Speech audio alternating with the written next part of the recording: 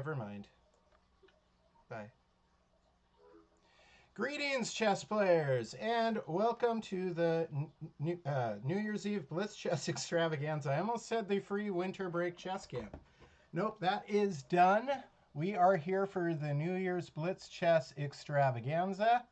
My name is Chris Torres, and I'm just checking my windows real fast to make sure everything is operating the way it should be, and it looks like it is. So, what are we doing today? We are running 3 Blitz tournaments in a row, starting in about 10 minutes. They are 1-hour tournaments. They take less than an hour, actually. They're 5-round, 5-minute tournaments, 5-minute Blitz. And you get 1 raffle ticket for just playing and 1 raffle ticket for each game you win. At the end of the night, I will be giving away $300 in chess prizes. Right now, I had 30-something signed up on my website who registered in advance. Of course, you also have to sign up with the on the chess.com tournament. And of those, there are just 13 here right now. And again, we're starting in 9 minutes. I expect to have 30 in these tournaments. The nice thing is, it's not all about skill. It's also about participation.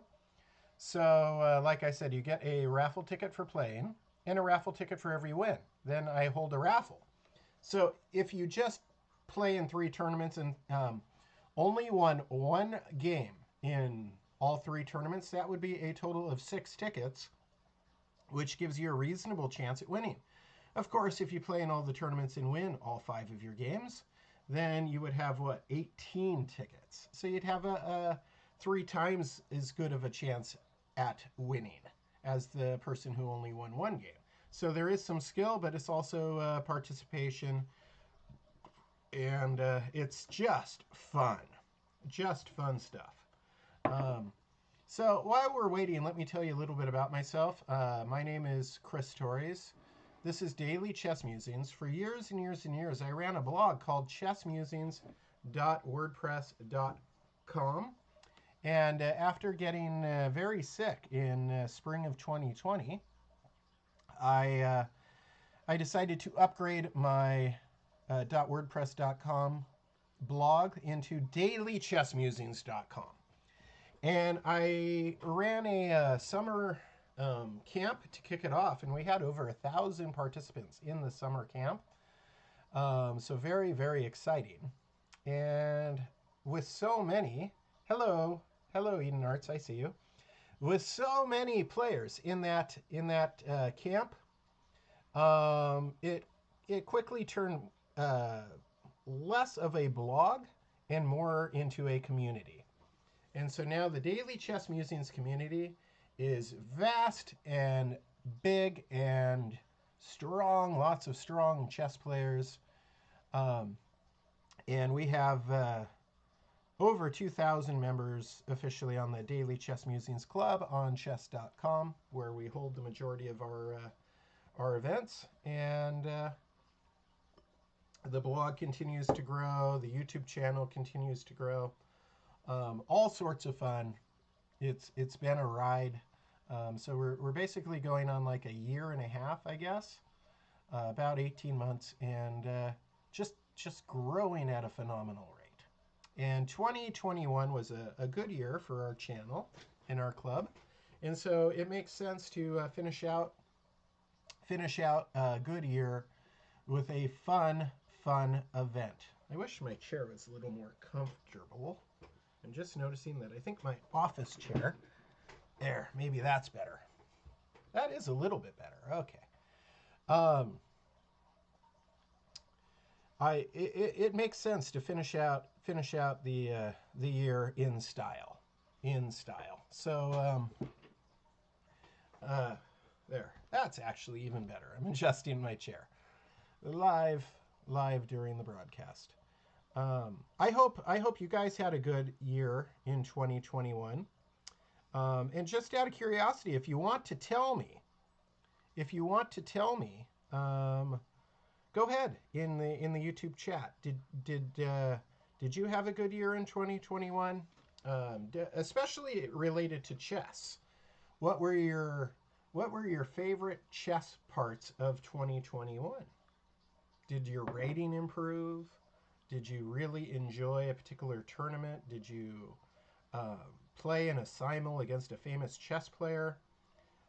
What was your favorite parts of 2021? As we're here tonight saying goodbye to 2021, go ahead, reflect back. Personally, I would say one of my favorite part of 2021 was doing this kind of things for you guys. That was my favorite part. And as far as chess in 2021, it didn't get any better than right at the end, Game 6 of the World Chess Championship between Magnus Carlsen and Jan Nepomniachtchi. Game 6. What was it? 136 moves. Record length. 8 hours, 136 moves. Incredible chess. Just one of the, one of the most important chess games that I've seen played in my life. This is Game 6 from the 2021 FIDE World Championship. Is a historic game, make no doubt. In 100 years, 150 years, people will be talking about the Game 6 like we talk about polymorphy now. Up to 15 players. You can still register, by the way. Go to dailychessmusings.com. You'll see the instructions. You can click the link. The tournaments are listed in the Daily Chess Musings Club on chess.com. And we're really growing fast now. Yeah, we got plenty of strong players. I see Jollification. He beat me on my birthday simul. He's here as the 9th ranked by rating. Wow, this is a strong tournament. But remember, even if you lose the majority, you're still getting raffle tickets for participating. And we're here to learn and have fun. I'm going to be live streaming these games. Let me check my windows again, because sometimes, we're still good. We're still good. Let's see. Whoa, we're up to 19 now. We're filling up quickly. I was expecting 30, remember? And we start in 2 minutes, 38 seconds. Come on down to the YouTube channel, ladies and gentlemen. Don't forget, you can watch the broadcast right here. Tell your friends.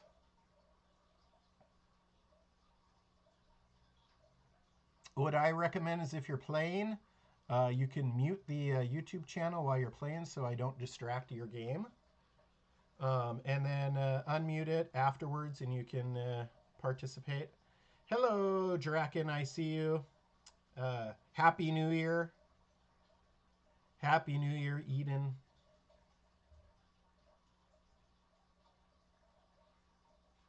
Again, I'm curious what your favorite parts of 2021 were in relationship to chess. I just told you mine. The Daily Chess Musings community and the Game 6. Probably third favorite stuff I did was the EAD Foundation tournaments. Those were great. The spring and fall classics that I ran for the EAD Foundation. Hi, Darsh. How you doing? I hope everybody's ready to have a lot of fun this evening. We are now up to 20. Awesome, Eden. That's awesome. I see what you're saying there. Eden says, yes, my rating improved a lot. Also, I participated in a local chess club during the summer. 2021 was a good chess year for me. That makes me very happy. Very happy indeed. Tournament starts in 52 seconds. I think 2022 is going to be a fantastic year. I have many exciting things planned for our community. I think I'm optimistic that we're coming up with better treatments and better safety protocols, and over the board chess is going to keep growing as well. So I'm just really optimistic about the coming year. 18 seconds. Still time to join. We got 20 in the first. Hey, 20 is a good number for a 5-round tournament. That should lend itself to some excitement. You can join. Remember, we're doing 3 tournaments in a row. So even if you miss the first one, you can join. And games starting now. Let's see what we got. Let us go ahead and start with Fushina and Cool King. Anybody who's been on this channel, we know who Fushina is. I've played some epic battles against him. I think we have an even score. He's a very, very strong chess player. And Cool King, also very good.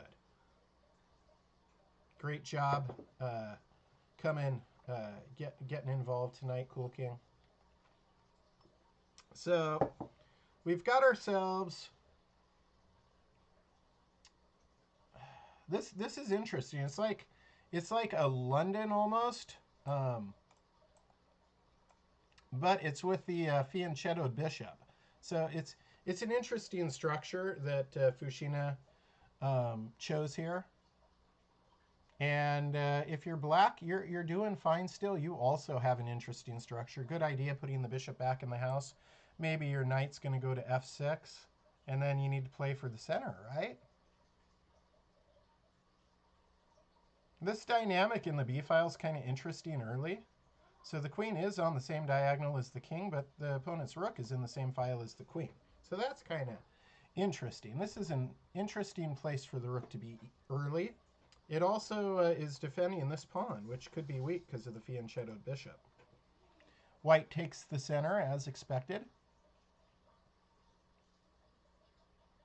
So black is using a very hyper-modern approach. Maybe white was too at first, but white's controlling the center, now occupying the center, but black is controlling some important squares from afar, very much in the hyper-modern school of thought. Black's rooks are unified.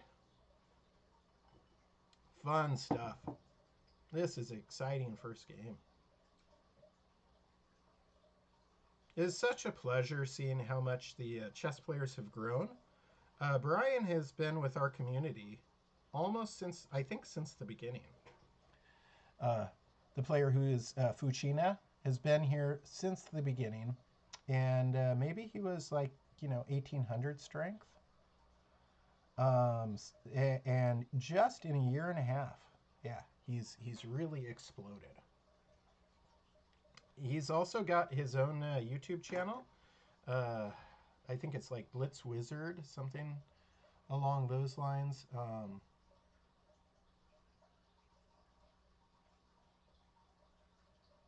That is a beautiful, beautiful move. Obviously, the pawn is pinned, and the knight is forking the queen and the rook. Just beautiful stuff. That odd placement of rook b8 came back to haunt black. Remember I mentioned, hey, that's an unusual spot. It seemed good, but Brian took advantage of that unusual placement.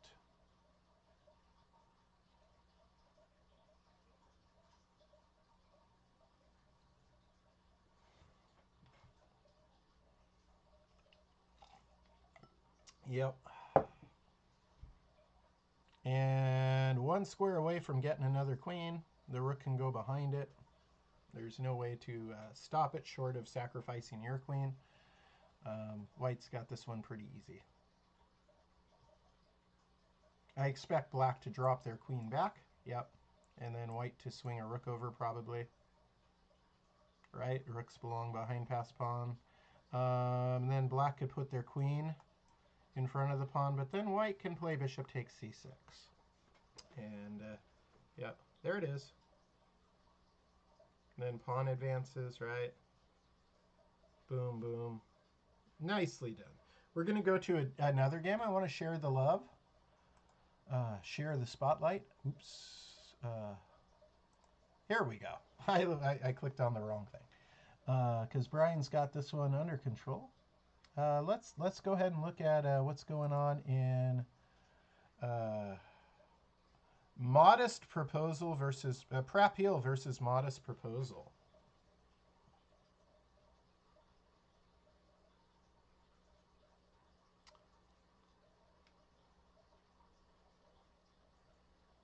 And we're getting into an exciting endgame here,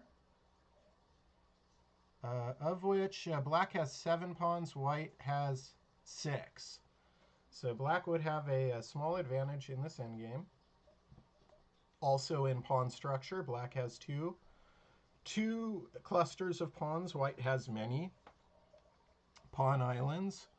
So yeah, definitely would rather be black here, but it's not cut and dry. White's got some interesting things they can do.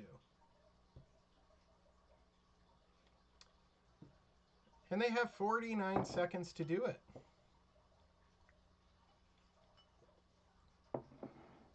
Let's watch Modest Proposal's technique here. Modest Proposal has 329. So what you want to do when you have a time advantage is use your time to play good moves. Because then, see, it takes Prapil longer to respond because you're playing good moves. You don't want to rush.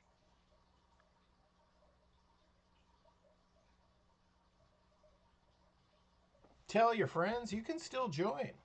Go ahead, text your friends, let them know, email your friends. We have 2 more tournaments, so maybe they missed the first one, but they could still earn a lot of raffle tickets in the final 2. Honestly, this is one of my favorite events to do. 4 seconds, 2 seconds, uh-oh. And not only that, but the pawn structure is losing for white as well. See? I mean, there's nothing you can do to stop a passed pawn. But nice try. Nice try, Prapil. I like that you pushed the pawn at the very end because maybe black is pre-setting moves and you can get a queen real fast and pre-move the rest. All right, back to the tournament. Let's see who's still playing. We've got Sophia Fifi versus, well, we've got Boo Cool Pro versus Sophia Fifi.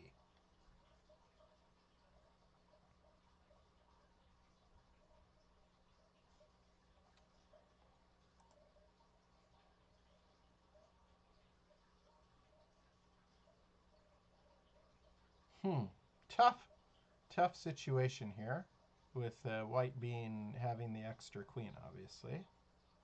Tough situation.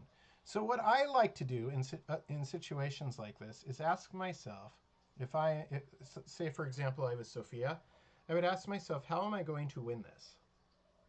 That seems weird, right? Because you're down a queen, but it's a powerful question. How am I going to win this? I have won a lot of games that I never should have just by asking myself that question. Now, as white, if you're Boo Cool Pro, you want to ask yourself, how can black get back into this and shut down those opportunities? You want to be a dream crusher. If you are white here, crush black's dreams. Trade pieces. Kill any of their counterplay. And they're doing a very good job of that. As black, again, you want to ask yourself, how can I win this? Even when it looks hopeless. Ask yourself that question. By the way, if you're watching our YouTube broadcast, give us a like. Make sure you're subscribed. Give us a like. Feel free to comment. I will be reading your comments during the broadcast, in between the action of the games. And in fact, I see a comment from DrakenXD. My brother would not stop talking, so I had to forfeit. Oh, that happens to me too. That happens to me too. I am a dad. I have two older daughters, a fourth grader and a eighth grader, and I have a 4-year-old son. And sometimes, and I also have I have a dog who likes to come and cause problems too. You know, there's distractions that happen, and I've lost many games to distractions. So far, our top guessers out of 3 are Jollification, Neve Super Chess, and Omen's Ghost. So some of you are being guessers in the games that are finishing. That's fun to do, huh? Let's take a look at, right down at the end. And looks like that one's finished. Okay. Looks like we're getting really close to round 2. Let me peek. Obviously, we know who won round 1s.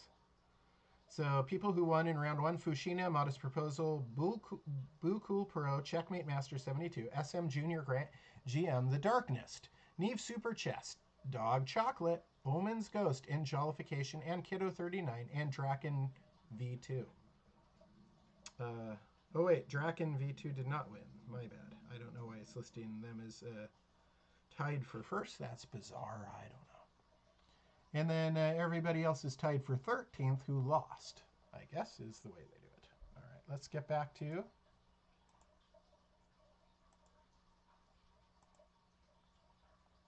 games. We are waiting for round 2 to start. I thought everything finished. Shouldn't round 2 be starting? Ah, here we go. Round 2 of 5. Had me nervous for a moment. Let's take a look at SM Junior, GM, and Jollification. This should be quite a battle. Let's see. How did we get here, first of all? I missed the opening of the moves. So we got here via double fianchetto. Both players decide to take kind of a hyper-modern approach to the opening, which is kind of funny, right? Normally you have a hyper-modern versus a classical kind of idea. But White's got a deep pawn. White has more space. But they lost their fianchettoed bishop, which is a bad thing when you have a bishop in front of your king to lose that. Yeah, the knight b5 is a good move. Excellent move. This pawn is trouble for white, or for black. It's going to cramp black's position, and it's not easy to fix. Oh, lost a pawn there, right? So now the position this could get very dangerous if this bishop runs back, and then this pawn starts moving forward. That could get very, very bad for black very quickly. Having white's pawn on d5, that was trouble. Having white's pawn on, okay, so yeah, take it right away. But now you're going to lose your fianchettoed bishop as well, right? Yep. And then I wonder if white's going to spot this cool queen d4 idea right here. I wonder. Because then, yeah, tradesy, and you still have. Yep, they did. So I think, yeah, you had to play queen takes. Very even, but white has this extra pawn. Is it an extra pawn? No, I'm hallucinating. It's not an extra pawn, but it is a very advanced pawn.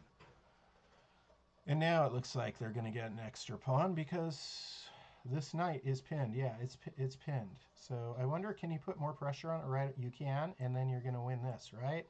Rook to the 7th rank. Then this is what I refer to as a halfway passed pawn then. Because this pawn, the pawn on e7 will be gone. Yeah. We can see how much trouble that early pawn on d5.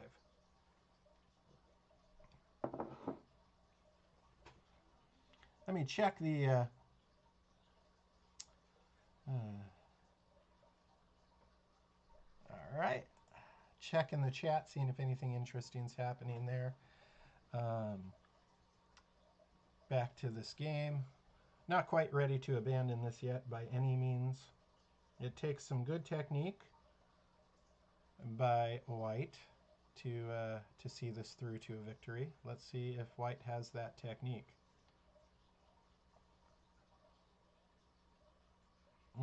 What a powerful square for the knight, right? Weird to have the king on the backside of a knight in the 6th rank. That's weird. You don't see that very often. Good for black for having an active king. They'll have to be very careful to avoid some kinds of forks.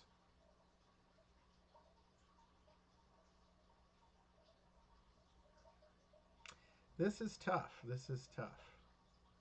All right, so the white did go. SM Junior GM did go the pawn trading route,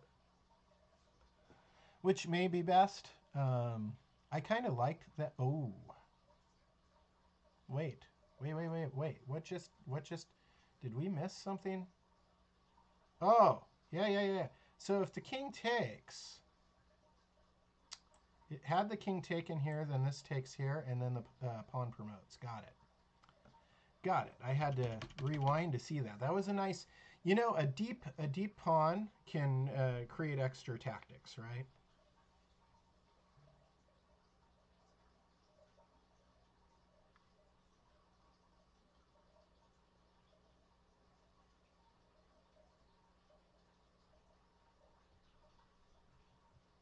And Jollification, you are being stubborn here. I like it.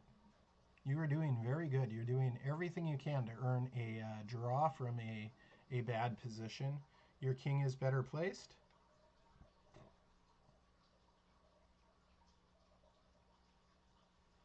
Check my broadcast screen real fast. Make sure my windows are still good. And they are. Always good to do that occasionally. Check. I use OBS. It's a free piece of software that I use for my streaming. It's really not too hard. I should do a video on maybe, I mean, they probably already exist. I'm sure chess.com's already done of it. But maybe I'll do a video on my streaming setup just so people know. Basically, I have I have the OBS, the chess.com screen open, and then the YouTube. And so basically 3 windows is all I need. 1 computer screen.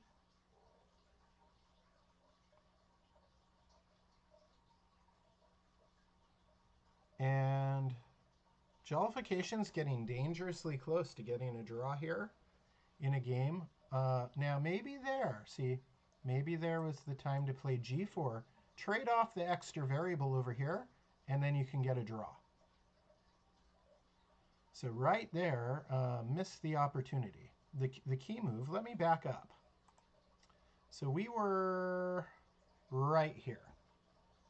If Jollification plays, oh wait, we were further.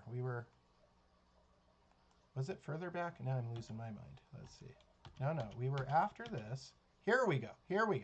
If you play G4 check right now, then pawn takes, and then knight takes. This knight cannot check the king, and then you run back, and you can defend with these 2 against these 3. It is a I've studied that endgame. I studied something similar in Reuben Fine book. Now it's a lot more complicated because there's variables on 2 sides of the board. You don't want that. See? And when you have the variables on 2 sides of the board, now white's going to win. Jollification goes for the cheapo there at the end. Always worthwhile. Let me call my daughter real fast. Lily! Can you get me some of my coffee and almonds, please? And that's what I like to see. Jollification immediately says, a good game. As soon as the game's over, we like good sportsmanship. The Daily Chess Musings Club, it's not all about winning. Coffee and almonds, please. And let's all right. Well, make me some coffee, but get me a bag of almonds. I'm not allowed. I bought. Thank you. Please.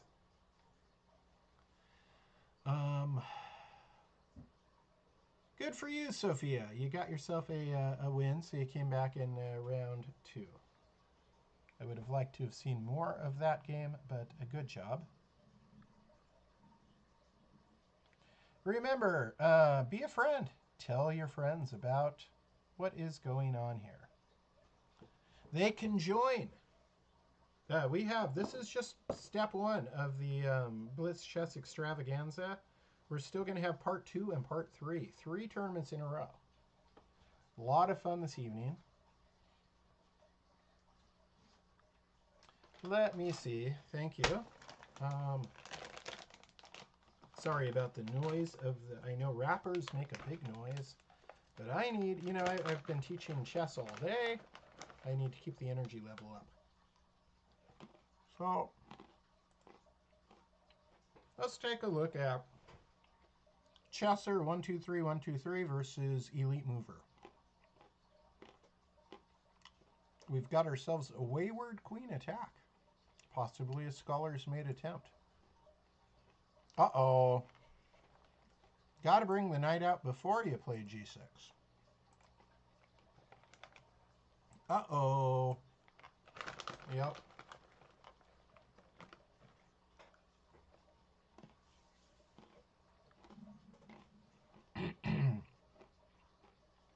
So, right here, you got to play knight c6. That's what you got to do. No, after the queen. What am I doing? Yeah, right here. And then if bishop c4, then g6, and then if queen f3, well, you can play queen f6. Take, take. And black has 2 pieces developed versus white's piece because white spent extra tempo on their queen, moving out and back. And then forward again, right? So it's not a good opening, but if you mess up the move order and play g6 first, it's excellent. It's excellent. Now the best move here for black is probably queen e7, because then if here maybe you can get some counterattack going. But in practice it's not good enough. So you need to, again,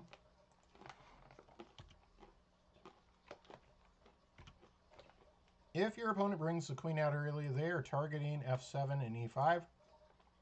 You got to take care of e5 first. Then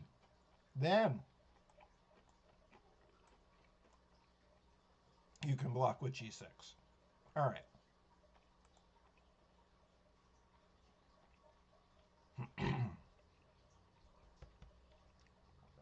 Got a little bit of a scratchy throat too because I ate my soup too hot the other night.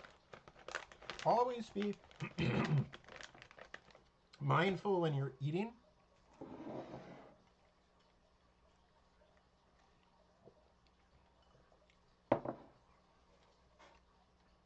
Yeah, maybe almonds wasn't such a hot idea with a scratchy throat. But you should always be mindful when you're eating, he says as he's eating while paying attention to a chess game.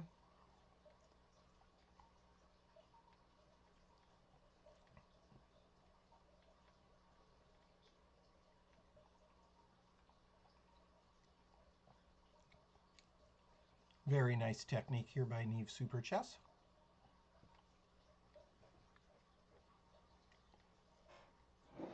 We'll see what they end up. That's one way.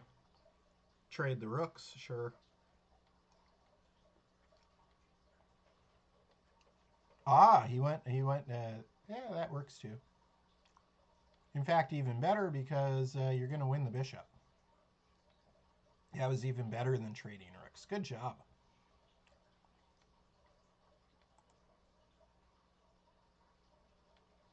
Let's take a look at Draken's game. He's been hanging out in the chat. Excuse me.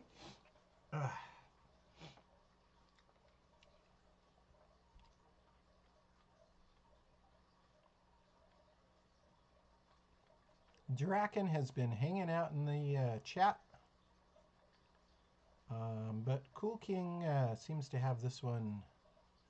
Oh man, this is very, very bad and dangerous, right? That kind of setup. But he pulls his bishop back. Interesting. I would have, I would have left it there. It creates the most pressure on Draken. Let me back up a move.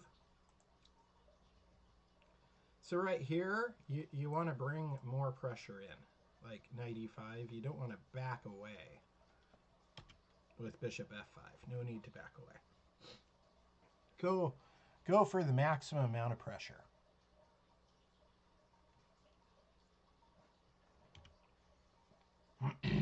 This actually started as a 4 knights Italian. Let's see how we got here.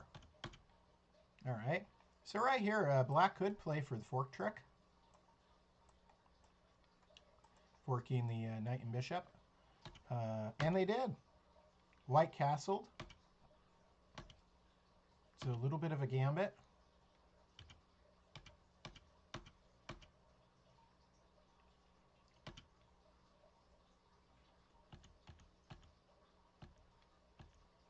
This is an interesting fork trick line. I went back and forth there because I'm learning. I'm learning something. Black's play here is of great interest to me. That was an interesting, and White's play too. Yeah, this game, good job both of you. I stopped commentating for a little bit because it was like I was appreciating the finesse that comes with the fork trick. A lot of people just say don't play, bishop c4 in the 4 knights because of that fork trick kind of situation, or knight c3 in the Italian game because of the fork trick. But there's a lot of finesse. There's a lot of interesting stuff. I have uncovered a lot that I have yet to share or publish outside of my private students.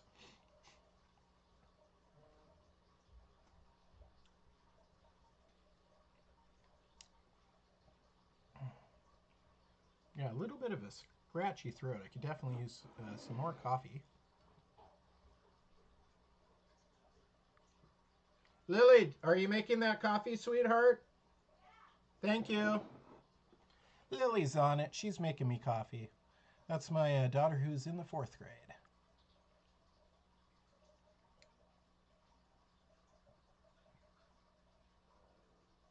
Black's ahead of queen, so just liquidate the pieces, right? Or actually, you have like a, yeah, there you go. This is just quick checkmate. Boom. Checkmate. Yep, there you go. Even better than liquidating is when you have a quick checkmate. Let's take a look at, ooh, we got ourselves a fun king and pawn. All right, so this is a dangerous runaway pawn. This king has to babysit, and then black's king can obviously gobble these up. Yep, white's king is forced to babysit. Black's king gets to eat pawns. And now black has many ways of winning from here. But that makes the most sense. 3 moves, 2 moves, 1 move. Oh, but black is very low on time. Check this out. So they better know their king-queen checkmate really good. It looks like they do. They just, yeah. They're using the exact technique that I teach. Keeping that power L formation. Pushing the king to the edge. And then in-your-face mate. Beautiful! Bootramp, you showed us how to do it the proper way.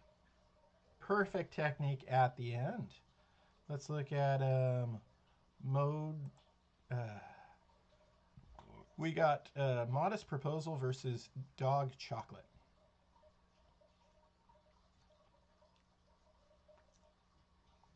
And 1 move. There we go.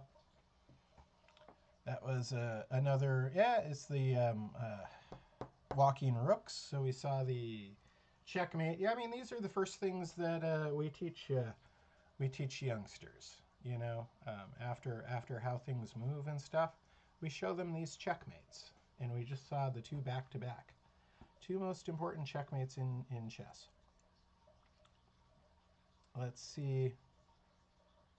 Sophia. Oh my, this is exciting. I wish I had come to this game sooner. Both sides are down in time trouble, and we have ourselves a draw.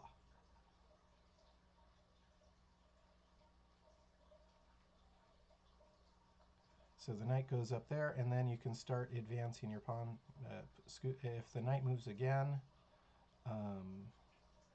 Uh-oh. Uh-oh. White's going to win this. Black just made a mistake in this endgame. We'll get back to that in a moment. I just saw it right now myself, too. I could have made that mistake easy in time pressure.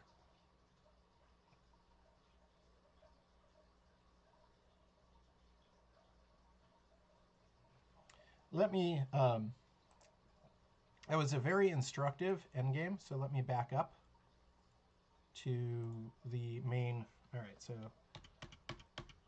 here we go. Where was this big mistake I just saw? All right. So it looks good. I mean, it looks like black's going to win a pawn, right? And they do.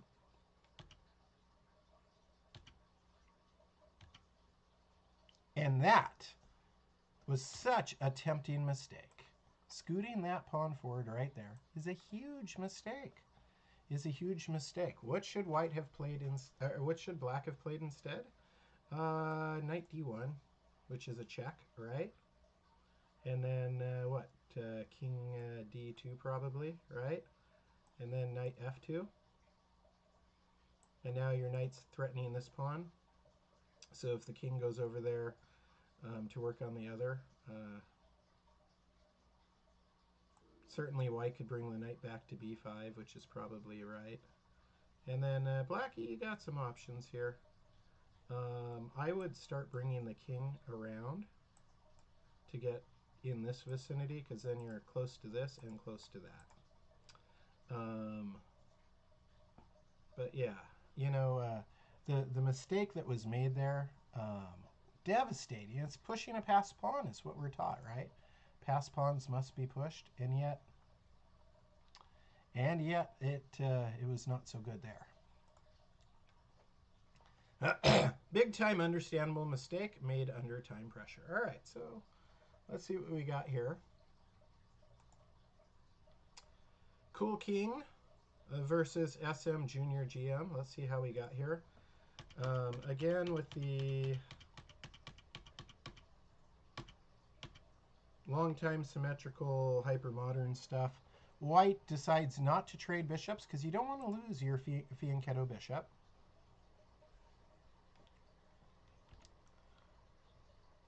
But, you know, on the other side of the coin, you don't want to allow that either necessarily, right? So it was just a nice use of the queen and bishop by black here to get at that fianchetto early. That's what you want to do. Very even game still, though. Let's see what happens.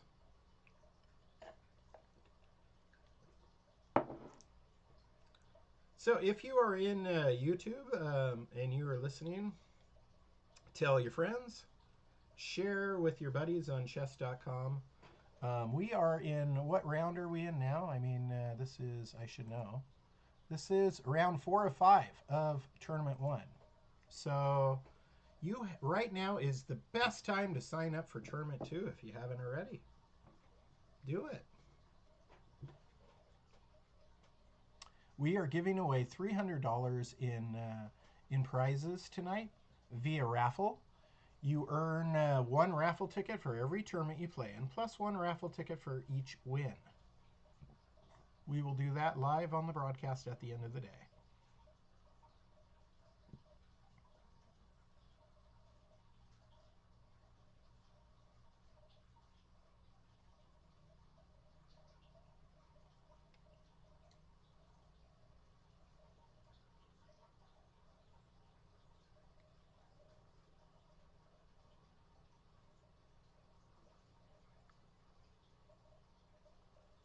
Interesting.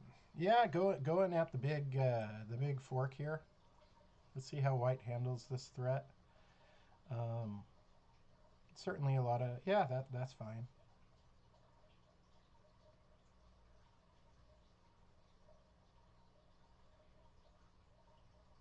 And now the queen is being used to guard against a fork. I mean, but if black uses distraction, that would not end up well, because then the knight comes in here and then there's threat of checkmate. So sometimes you can like sack a bishop to remove a guard. Right now is not one of those times.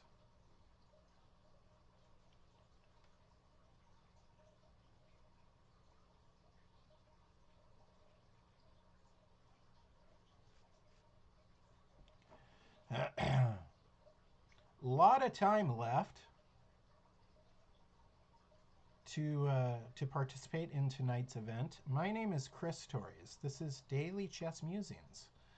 Um, I am your host tonight for the Blitz Chess Extravaganza that we traditionally end the year with. We give away $300 in prizes. That's $100 basically per tournament, right? Is the breakdown, because we run 3 tournaments in a row. Many of you who are playing tonight have won these prizes, so you know we are for real. We do give away what we say we will, and this is a celebration of community, and a celebration of chess, and a celebration of getting through 2021 together. 2020 was a very tough year. 2021 may be a little bit easier. And hopefully 2022 continues that trend.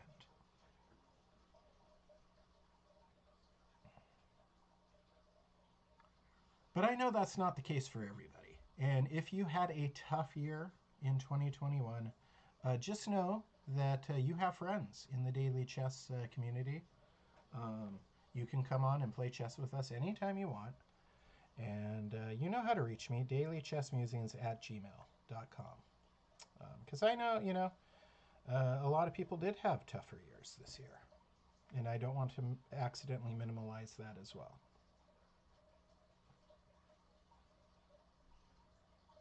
This is a positional battle. I would prefer to be white here with the extra space. But black has very little weakness in their position. This is a very strong. Oops, I did. This is a very strong. It's not ambitious, but it is strong. It's very solid. So this is going to be tricky. Yeah, white has the extra space. I would enjoy that. And now pushing a c5. I'm not so sure I like that so much, because it seems like white is better prepared for opening these files than black is. White's pieces are better, so you don't want to, black wanted to prepare this by scooting their rooks to be a part of this battle for the center before playing c5.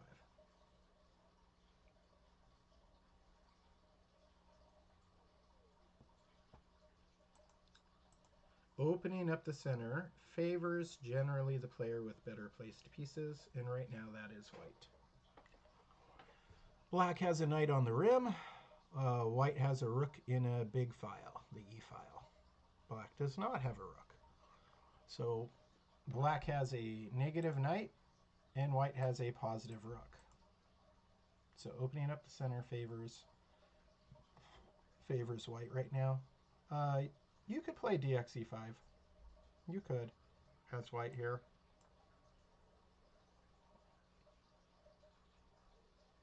But white goes with the knight takes, which makes... Ooh, yeah. Makes sense. And now what? Queen takes d4 is probably best.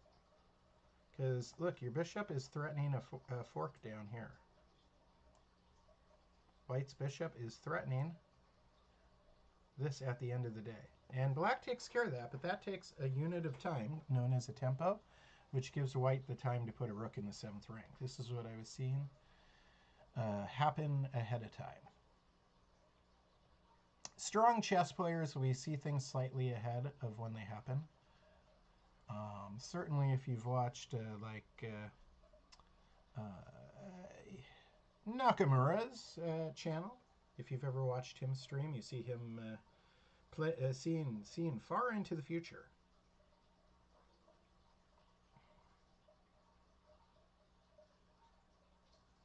Much farther than I can. I hope Nakamura's doing okay. He tested positive for COVID after participating in the events, the FIDE events in Warsaw, Poland, the World Rapid and World Blitz Championships. He tested positive.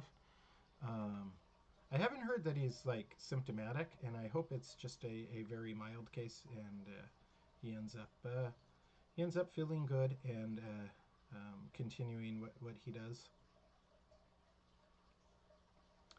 As far as streamers go, one of my favorites is probably Daniel Naroditsky. He's very educational.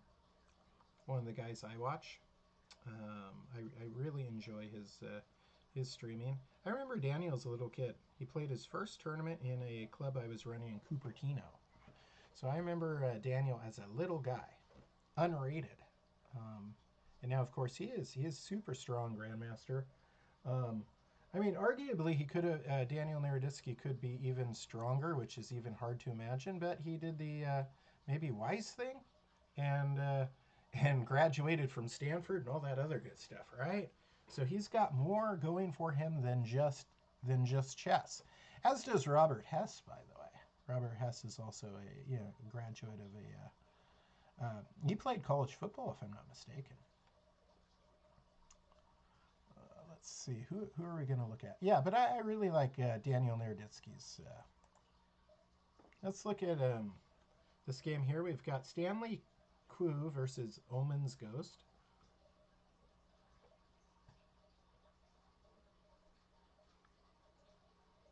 And who doesn't like Agadmator? That guy's doing good too. I was friends with a guy way back in the day named Jerobi Chess. I'm not going to say his formal name. We'll just say his handle. But yeah, Jerobi Chess was like one of the OGs of YouTube chess. Um, and he showed that you don't have to be a super GM to make an impact, to spread your knowledge and what you love that somebody else can find beneficial.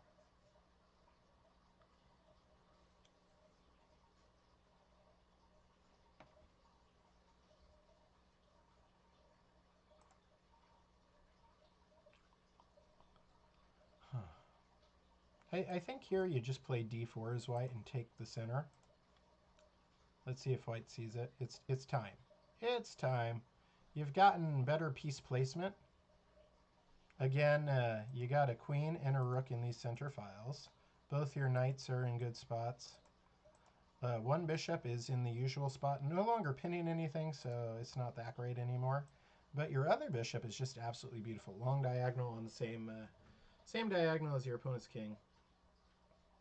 It was time, when you get all your pieces where you want them, then d4. Time to do it. Also, if you're in the YouTube thing, remind your friends. Let's get our numbers up. Right at the end of the year, been kind of stuck at the 2,000 mark for a while, and would like to make some headway. Start pushing north of 2,000 subscribers. And the first way to do that is to have more concurrent viewers. The more people who are exposed to what we're doing. Now that you've got d4 played, you can push again for it to e5. But he unifies rooks first, and that's fine. That makes good sense. I mean, you could even bring this rook over too at some point, right?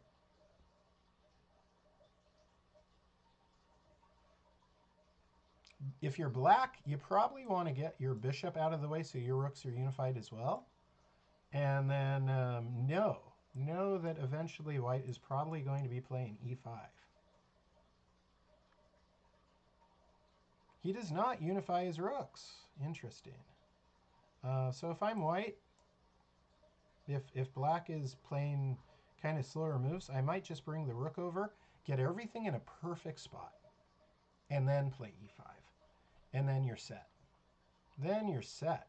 Because when you play e5, I wouldn't have done that first. Let me go back a moment. The whole idea. Okay, so I see what they're doing. They're targeting f7. All right, fair enough. What I would have done though is play e5 and then target the pin. Nothing was defending the bishop on e7 a moment ago. Bishop takes f7. King h8 probably. Now you pull the bishop out. Ah, you could do that too. That's fine. Obviously, the big fork. The big fork. The knight is stuck. I don't think you can. I don't think you can keep that knight. I don't like that the queen is in the same. Yeah, there you go. Get the queen out of the file of the d rook while pinning the knight. That's nice. Now you can play e5 and threaten to win a knight back. See? A moment ago, we don't want to give. We don't want to get. Yeah, there you go. We don't want to give. See, if the queen was still here, boom, you just lost your queen. You gave black an opportunity. So you remove that possibility. This has been quite a battle. And we've stayed on this game for a little while. But I think we're going to switch now. Let's see who else is still playing. Because again, we want to share the fun. Ooh. Tricky. But black is ahead by a whole minor piece and some pawns. So if you're white, again, what do you want to, how are you going to win this game? It seems silly to ask when you're losing. You're not going to win it by throwing away your rook. That's for sure. But you want to ask yourself, how are you going to win this game?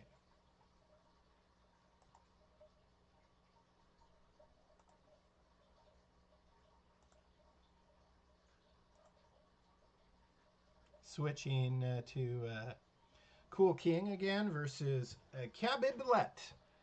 Hello, Cabiblet. You made it in. Congratulations. Let me check on the YouTube chat right now.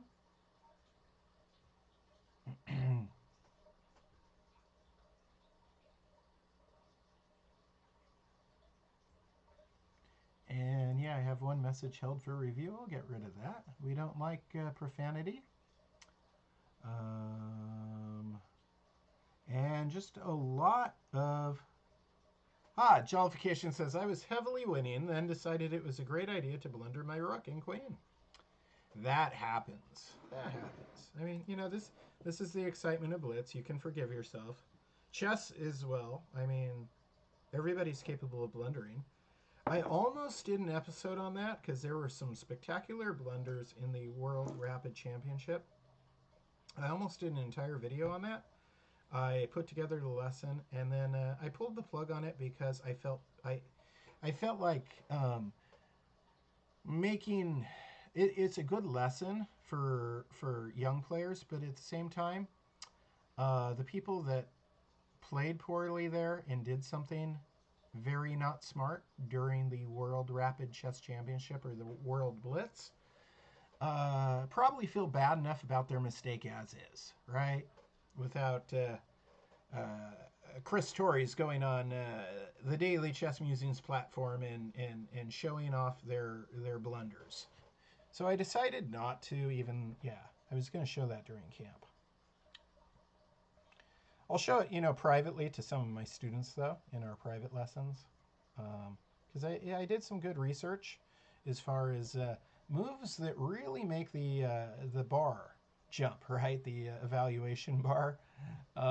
Every once in a while, you see, like, tremendous blunders. And I was finding several per round of just horrific stuff that grandmasters should know better than. but they're also human. So without going into specifics, like I said, not to make anybody feel worse than they already do. Yeah. Grandmasters make mistakes too. This is round 5 of 5. And we are seeing the very end of the first leg of the Blitz Chess Extravaganza. We fell short of 30 players. Maybe we can get 30 for the second tournament. I hope so. I really hope so. Call your friends. The second tournament starts in about 10 minutes, right? So I really, really hope we can go at 30 and then north of 30, right? Maybe 40, maybe 50. Tell your friends we are having fun. They could win $300 in prizes, which I suppose is the least I could do for providing me with so much entertainment on New Year's Eve, right? I find this very... Ooh. Find it so enjoyable, I just have to say, ooh, when I see a move like that. Oh! My goodness! This is the most exciting game. The most exciting game of the first tournament. And it's the final game. Whoa! Bam!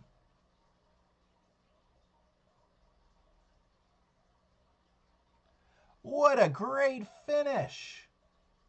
Whoa!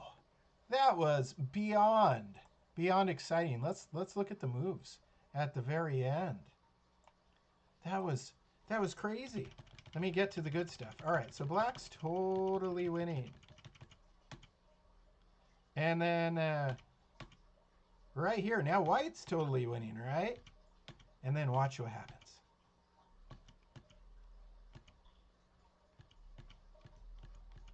And look at the clocks. Just look at the clocks. So exciting. What a finish.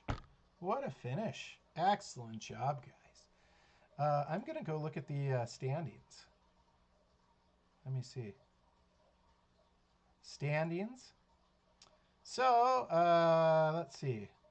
First place, Modest Proposal. Second place, Fushina. And third place, Checkmaster 72. Checkmate Master 72. I need that coffee that Lily promised.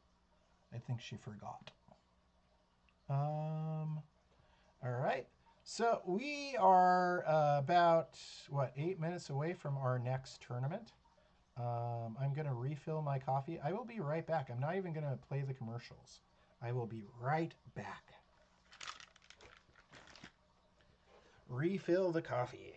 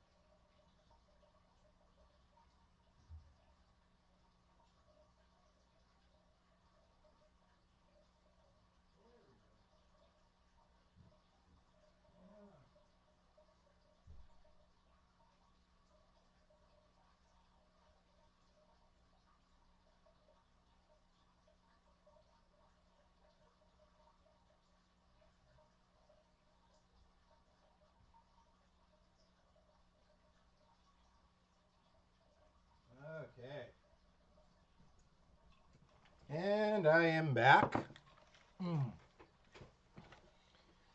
Got my coffee. I am back. Sorry about the blank airtime there. Now, let's see if we can figure out. So I want to make this, well, if I make it big, if I maximize the screen, then I mess up my windows in the OBS. So,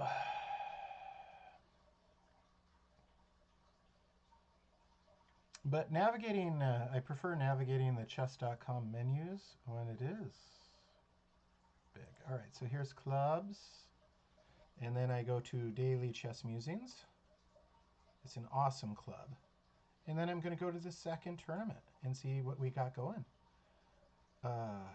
What? Why is it saying that second tournament is over? That's not what I wanted to do. Oh, Chris. Let's try this again.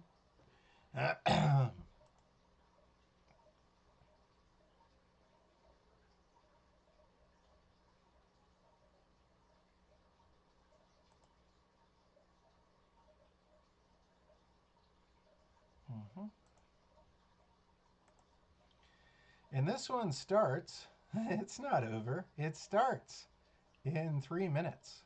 I don't know why it says it's over. Let's see. And right now we have 23 players. Greetings, Aditsi. I see you in there. Let's say hi to a bunch of people. While we're waiting, my name is Chris Torres. I am a correspondence chess master, longtime chess coach, 25 years or so, working in the California area, and you can find a detailed history of my adventures, a lot of it on dailychessmusings.com. If you just go into the archives, look at the old blog posts. I've been there and done that, but now I run this channel. And I enjoy giving back to the community that gives me so much meaning. And tonight we are celebrating a wonderful, hopefully wonderful year for you guys. It was a wonderful year for our channel, for our club, for our community, the Daily Chess Musings community. And we are celebrating this year by sending it out in style. We are having our Blitz Chess Extravaganza, which is a 3-tournament event where we play 5 rounds of 5-minute Blitz. We have only finished the first leg of this, and we've got 1:30. Let's get some more people signed up, ladies and gentlemen. We only have 22 right now. If you know a friend, have them join real fast, please. Please, have them join. Just look how exciting it is. This final position right here.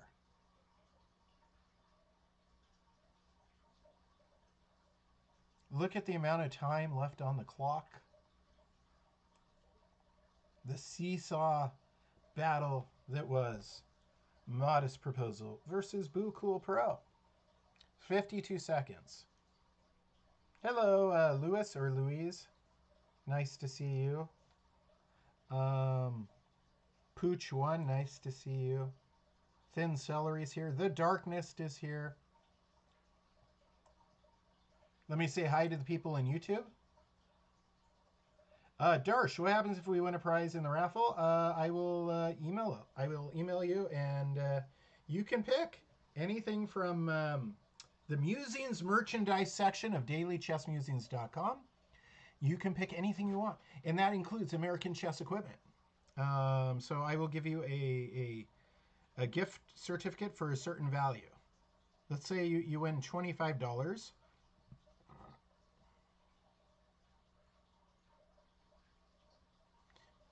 Eden Art says if you click on the New Year's Blitz Tournament tab, there will be an X at the top of it. What? Eden Art says, close out of the... yeah. Eden Arts is helping me out. But I think I think we'll be okay. We should be seeing some games. Round 1. Here we go. Thank you, Eden Arts, for trying to help me, though. I really appreciate that. I really do. Let's, you know what? We like to do things, spread the love around. Let us look at, who do we have here? We've got Chess GM 231 versus Boo Tramp. And we started with an Italian 2 knights defense. Let's, so boom, boom, boom, boom, boom. For those of you who don't know, that's the Italian structure. This isn't a 2 knights. This is a Yoko piano with the castle. I don't know why it says 2 knights. Maybe it, or yeah, I guess they're considering it a transposition to it. But it's basically a Italian 4 knights game is what we got. This should be a good one. So some things that maybe, yeah, I do like to play the bishop e3 move here. And then black usually takes and I take back. The other thing that maybe I do is play the knight a4 idea just to get rid of black's Italian bishop. That's another technique I use quite often. All right, so the knight goes to the outpost, but since the f6 knight is not pinned, black can take it if they want to. But plays the knight a5 first. Now, see, this would have ended up kind of the same, I think. If you take, and they take, ooh. All right, so now you take ax b6 and you're threatening. And now you could take knight takes b3. And now you got to trade rooks.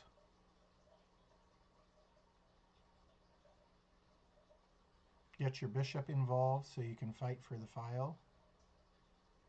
So probably bishop e6 is best. But maybe bishop d7 actually because of white's potential to scoop pawns forward. And then the black queen wants to go to, this, you know, this is a very common kind of structure that you would see in like a Italian 4 knights. Very, very even. Both sides, ooh, so black, you know, is traded off maybe too many pieces to be thinking about doing that now. That kind of sacrifice works better when you have more pieces on the board. It certainly is a possibility, but right now wouldn't be the time. White plays the knight h2 move. Maybe they're thinking f4 and then f5. Maybe.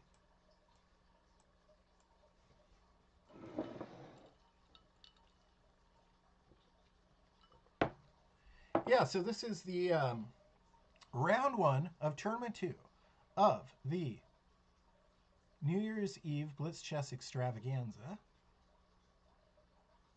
At the end of the evening, I will be awarding a whole bunch of valuable chess prizes based on raffle tickets that are earned through playing in the tournaments and winning games.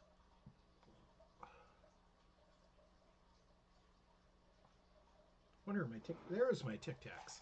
You know, with the funny throat, I'm surprised I didn't reach for the Tic Tac sooner.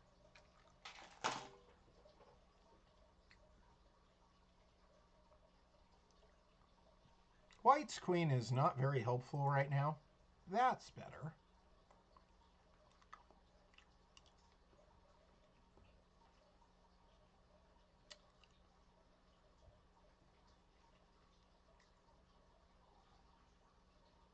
This is very even, very difficult.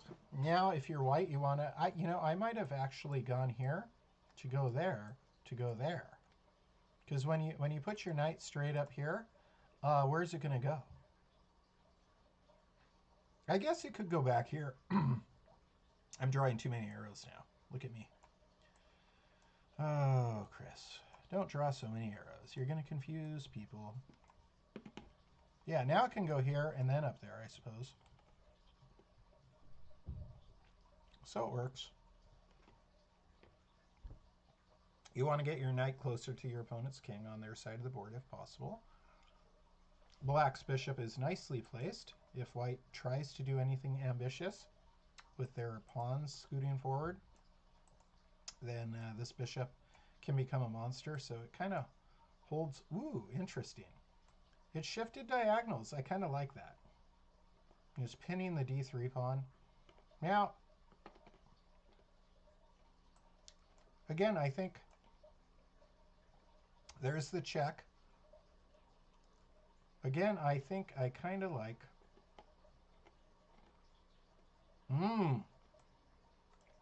Knight takes f6 check. Just wins it. And they missed it. They just missed it. Yep. So there is something to be said about the knight on g4. Let me show you guys what could have happened here. Oops. So if white had... Why isn't it letting me? Come on. All right. I don't know. I don't know what's going on here. So if white had played knight takes f6, then gx f6, right? And then queen takes f6. And this thing is very close to being over because black's queen is just out of play. Out of play. White would have severe attack. Maybe after the game is done, I can show you. I don't think it's letting me right now because they're still playing real moves. Okay, so back where we are.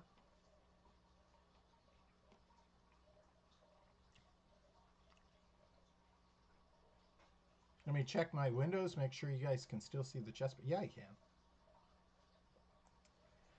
can. So we, 2 really good games in a row we've broadcast. That last game was of Tournament 1 was terribly exciting, terribly close, and this game is very close. And look, Boot Tramp is getting low on time. Maybe being so low on time, it might make sense to simplify and trade the bishop for the knight.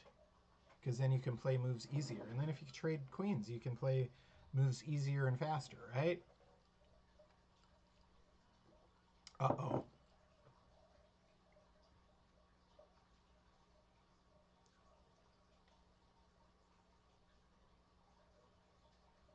Yep. Taking my suggestion. I said uh-oh because I noticed something right here. After bishop takes knight, queen could have taken the rook, right? Kapowie zowie. It's a free rook. It's just sitting there. But white didn't take it. That would have ended this really fast. Instead, time is becoming a definite factor here. So if I'm black, I probably have my queen there and my rook there. And just super defend and just kind of go pre-move back and forth. All pre-moves.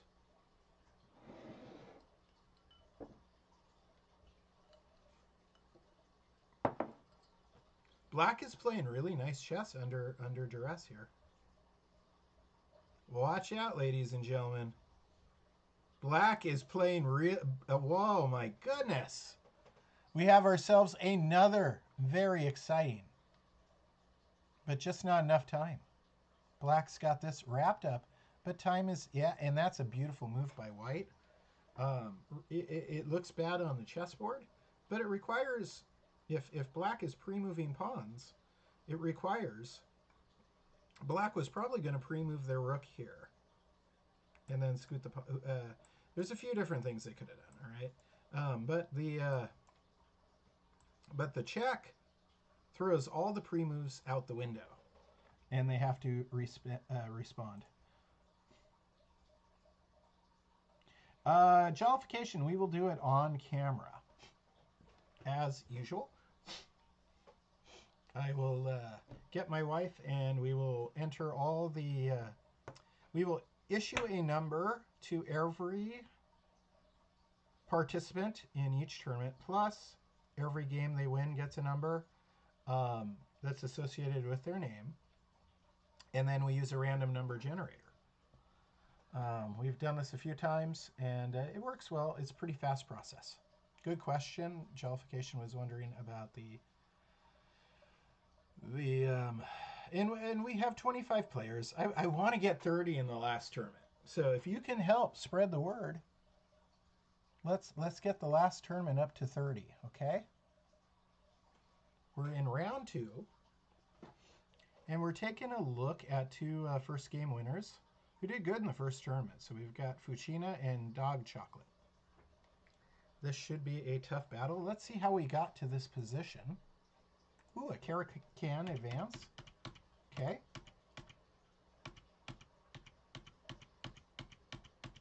And Black's play here in the Caracan is interesting. I do it differently when I play. I don't play the Caracan often. I don't usually play h5 there. I would normally play h6. And then after the bishop d3, certainly I would trade. But then, no, I don't normally play the queen b6 here. I think normally I play the knight e7, knight d7, and then play c5. Kind of way of breaking things up.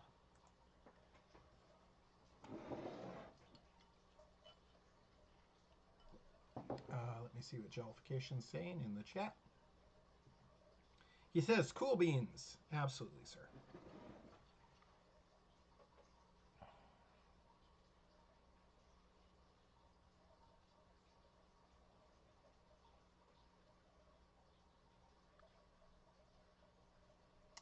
Not so good for White after losing one of their two key pawns here. Knight takes e3, or queen takes e5, or in fact queen g4. Black had several options there that were good. That's one way you know that you're really kind of in trouble when you have your opponent has 3 or 4 moves that are really good. That means your position lacks a lot to be desired. Yep, there goes e5.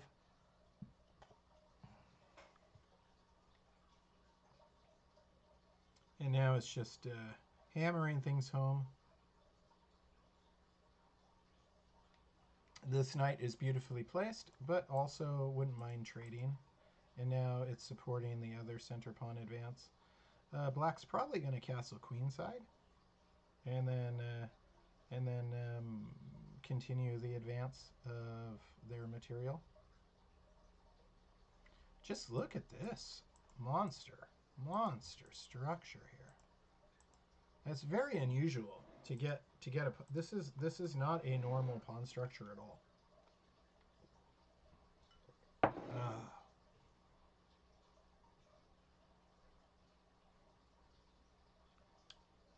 So if you're checking out our channel for the first time, be sure to peruse through our, after the event, peruse through our video playlist. You will find hundreds and hundreds of great lessons, games that I find fantastic, endgames, checkmating patterns, you name it. We've covered it on the Daily Chess Musings channel, and I have some really cool things in store for 2022.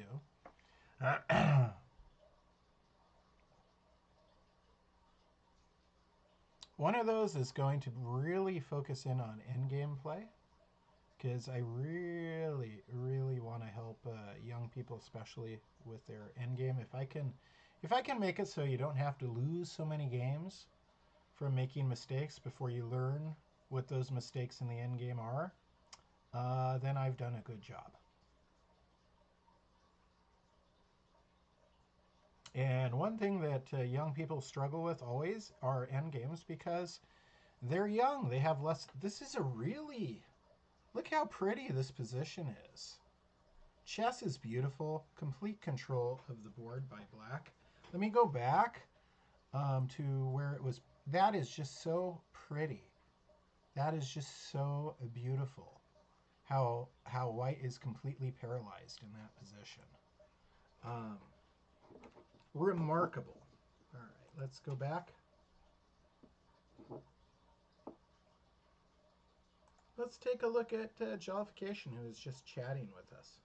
Lily! See if Lily can get me some more caffeine. So I definitely need it. Could you please get me some more coffee? Okay. Thank you. Would you like all this sleep? Yeah, I am broadcasting. Live on YouTube. The biggest chess audience in the world is on YouTube, in my opinion.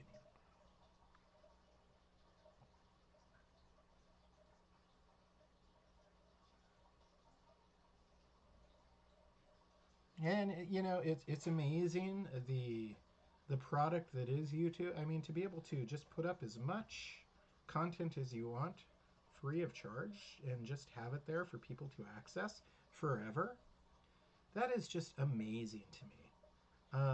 I'm old enough to remember when you'd have to pay to like store files and things, right? Where media storage was an important consideration. YouTube takes care of all of that. So you know, some people have some negative things to say about anything, right? But yeah, just to have the ability to share and to store free of charge, it's amazing. We live in a uniquely wonderful time. And Magnus Carlsen is, yeah, he's a world champion of this tech era. You know, certainly Bobby Fischer read a lot of chess books, right? Immense. He went to the Marshall Chess Club and just study. He learned to read Russian so he could study from the library. Um, and that was because in the 20th century we had a bunch of chess books. And in the 19th century, those masters didn't have a bunch of chess books. So, like Paul Morphy was reading from Greco's book on chess. Here you go. And for that matter, Alyakin was reading Greco's. Alyakin is how you pronounce Alekhine, by the way. Coach Shea corrected me on this. Um, so the amount of knowledge available to each generation of world champions is vastly more than the generation before them, and and these guys just keep getting better. Magnus Carlsen, in my opinion, some people maybe argue with me, but he's the strongest player ever. There's a lot of people that are very romantic about their ideas of Bobby Fischer being the strongest ever. But if you just look at things objectively, Magnus Carlsen, for sure.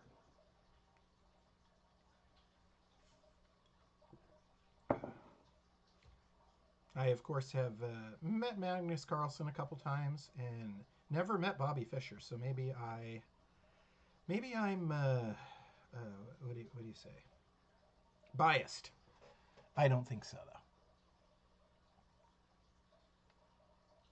Jovan Chess Buddy just didn't have enough time, but it's a draw from insufficient material. At least he got rid of all the black stuff. If you're down on time and you're easily winning, yeah. Next round beginning soon, but we have one game. One game left to finish in round 2. Okay, so it is time for round 3 of Tournament 2 from the 2021 New Year's Eve Blitz Chess Extravaganza. Pretty soon we will be saying 2022.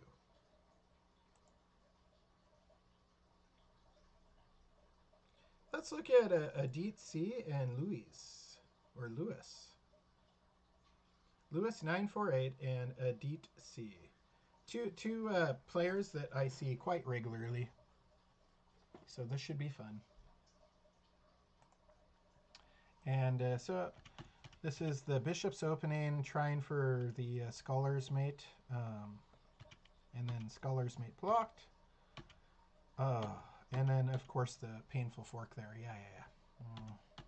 All right, so Adit, if you go for that stuff when this knight's here, you have to bring the queen back to d1. You have to. to guard c2. You just have to. Yeah, so this should be a easy win for black. But white tried for a scholar's mate, and oftentimes you try for a cheap win and you end up getting a cheap loss. That's a little bit of how it works. Let's take a look at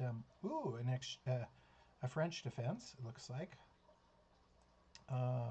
taking a look at the Darknest versus Chess for 107.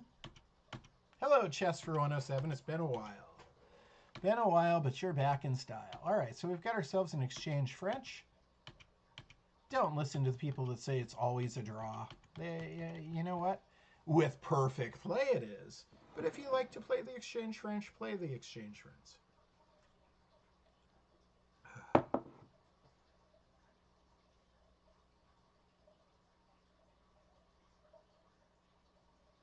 All these, the same people who say the exchange French is automatic draw, they were saying, oh, you know, the Ruy Lopez, blah, blah, blah, blah, blah.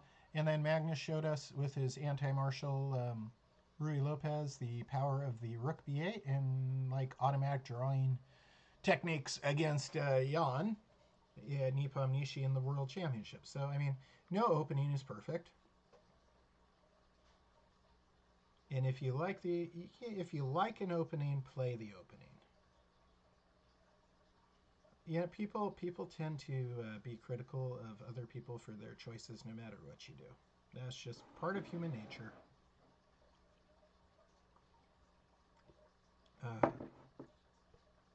Now, personally, I play a very what am I trying to say? I play a very aggressive form of chess. I make up gambits as I go. I get my pieces developed quickly. And then, so it's because I've studied a lot of Morphy and a lot of Capablanca. And so Morphy's aggression and Capablanca's endgames are form the two big influences in my chess. Other people are influenced by other players, and that's fine. Certainly, sharing my love for Morphy and Capablanca, though, is something I regularly do on this channel. If you want to see a good Morphy game, go ahead and look at the Opera House video I did. If you want to see a good Capablanca game, look at the Capablanca Tartakower 1924 video I did. It was a live lesson during one of my chess camps. But I have done many.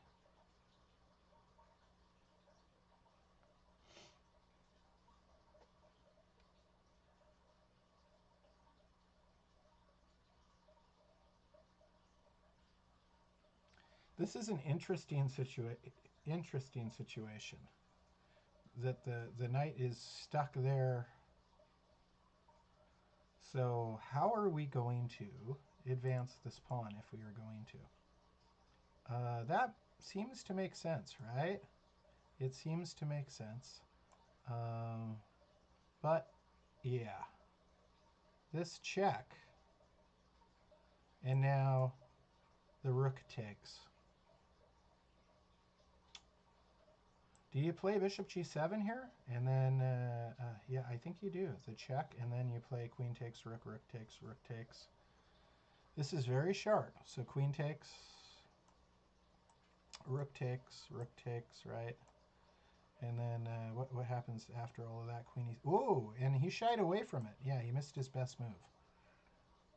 Missed the best move. Shied away from it. That was your best chance.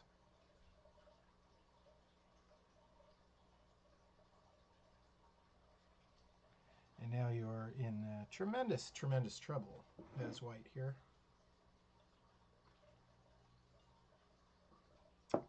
But not insurmountable. Maybe, I don't know. Okay, creating a Luft. Uh-oh. You don't want to trade this because you lose your hope, right? So maybe back the bishop out. I would have went even further, so it was defended. And then maybe slide this queen over and try and push in. This is... Okay, so, all right. So you have a threat of checkmate, which is good. This is good. If the bishop moves, you win by checkmate even though you're losing. Always good to ask yourself how you can win. Black defends and is now creating some threats of their own. Are they going to bring the bishop here? Because it's supported by the knight. Get rid of white's bishop. White's bishop, yeah, there you go. See, white's bishop and the queen were creating a threat, a big time. And that was their only way of winning. And now, I guess if you wanted to return the favor, you could put your queen here and threaten checkmate on g2. Or f6, that's fine too. Same idea. And then just go there. And then you're offering, you win a pawn, you're offering trades of, yeah, this is playing as predictable. White needs to hang on to the bishop and the queen and hope that either black runs out of time or black makes a tremendous mistake and you get a checkmate because you still have hope for the checkmate.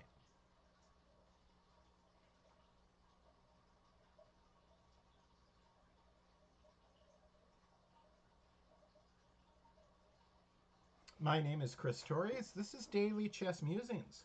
If you like chess content, you will love our channel. If you want to be part of a community of chess players who are a lot of fun and we're all learning together, you will love our community. And if you want to support us, you can do so quite easily by just liking and subscribing and sharing. Share why you like us. Help us build this channel in 2022. I need your help. I have worked really hard to get to the point we're at, and to get bigger, to get to a point. I'm going to be honest. I mean, you know, where I get enough ad revenue that it makes sense. I need this channel to be bigger, and you can help. You can help us by just sharing.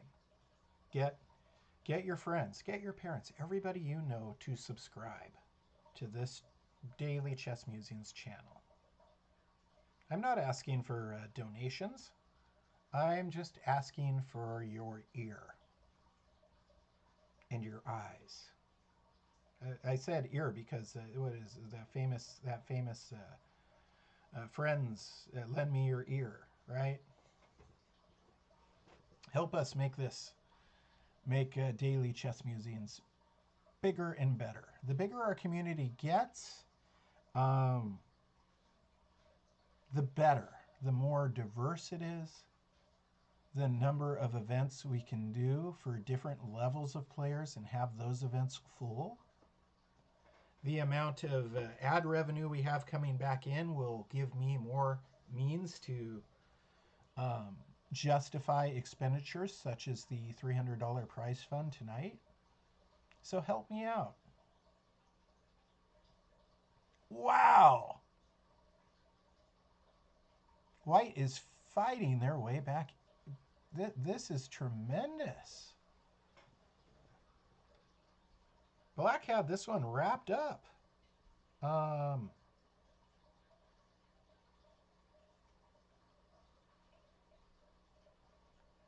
But did not crush White's dreams. You have to. When you're winning, you have to crush your opponent's dreams. Going for the cheapo doesn't work. Nice try, though. Always good to go for those kind of cheapos at the end. What do I mean by that? If you want to, this is part of gamesmanship of playing online chess. Right there. If White's not paying attention, they don't play that. They do something else. Who knows what?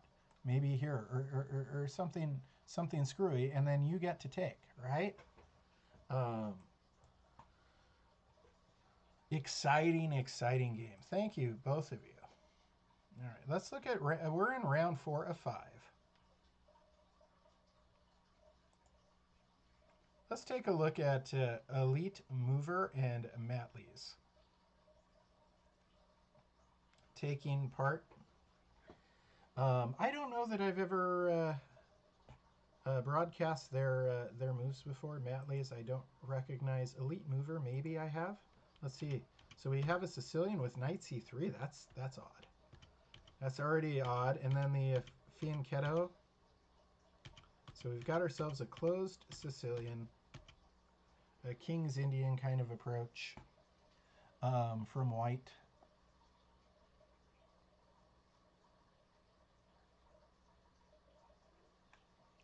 Up. Yep.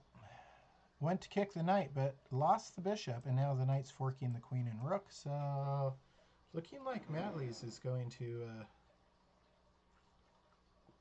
win this one based on a tremendous mistake in the opening. What can you do right now to help me? After your game finishes, text your friends to join tournament number 3. Let's make tournament number 3 the big one. Let's try and get 50 players. Let's double the size. And then afterwards, share the video. Tell your friends, hey, look, I played chess and it was broadcast. My game was featured during the broadcast. And that's a great introduction to your friends.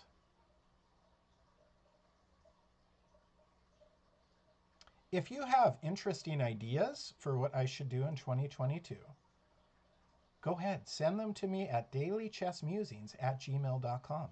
dailychessmusings@gmail.com. If you have an event idea, I have some fun events that I'm going to be announcing very soon. But if you have an event idea, let me know.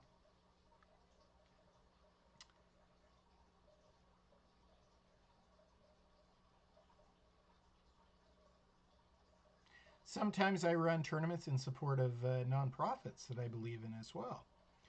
We ran the iHeart India to send COVID relief to India. We've run tournaments for the Eid Foundation.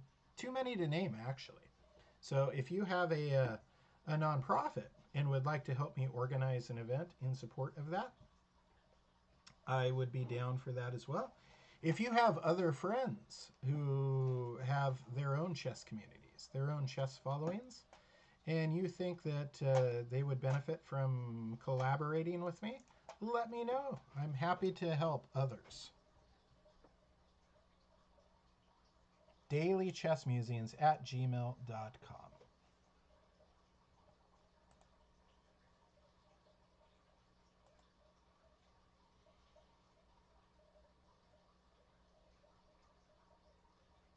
Well, I mean, all black has to do now is make use of all their pieces. They're adding onto here right away. Another way to do that would have been playing bishop a6. Bishop b7 is also a fine choice, of course. And the idea then your rooks are unified and you're using all your pieces. You want to use all your pieces.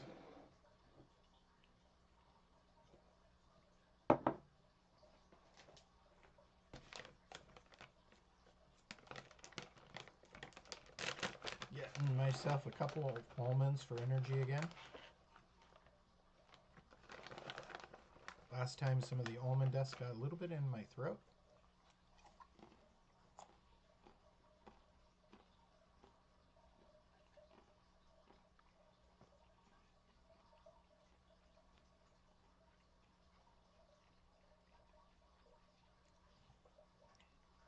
Okay, so the trade of queens has happened.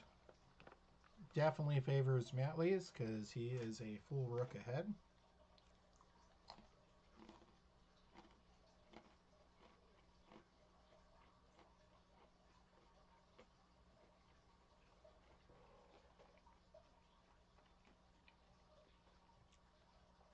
But he's a full rook ahead, but he's not using. See, he's just using one piece. Go ahead and trade that piece and get your others in the game. You got to use all your pieces. That's my advice to Matleys. Use all your pieces. There you go. And there you go. Yep, use your stuff. Go there, you got 2 attackers.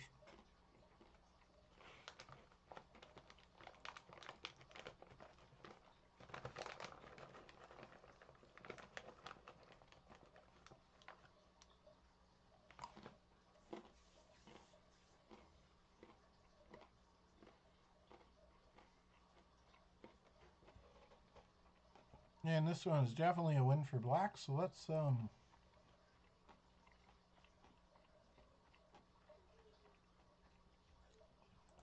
catch up with Louis 948 and the Dark Nest.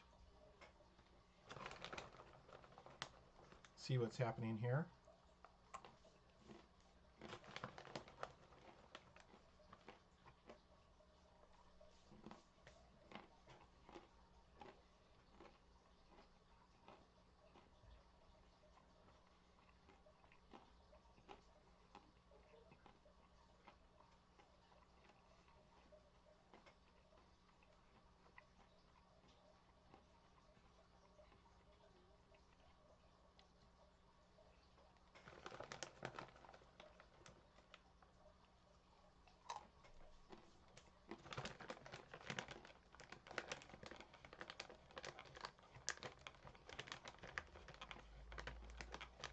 Oh my.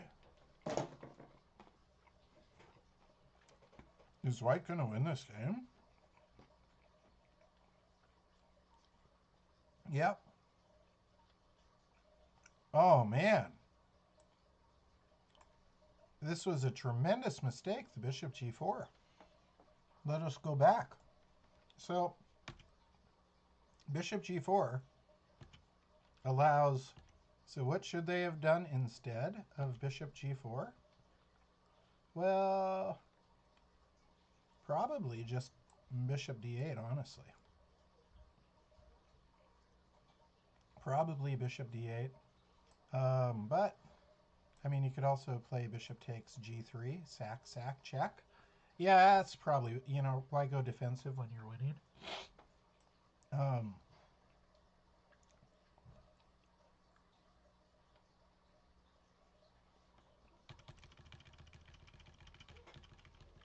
But instead, white made a huge comeback.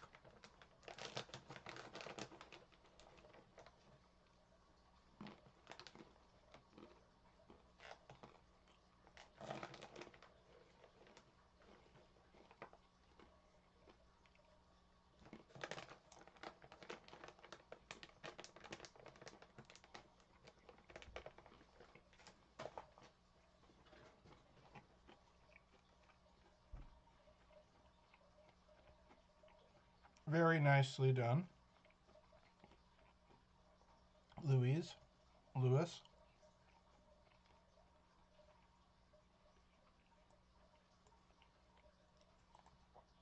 And let's switch to, Bu Cool Pro versus Fushina.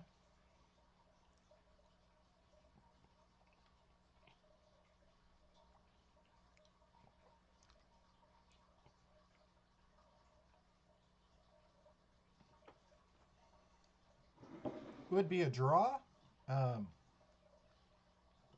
if time wasn't an issue. If black can force a trade of queen, there it is. Oh, why didn't you trade queens? Goodness gracious, you're so low on time. Oh, it's never mind. The board's the other way. The board's upside down. So it's white who's low on time,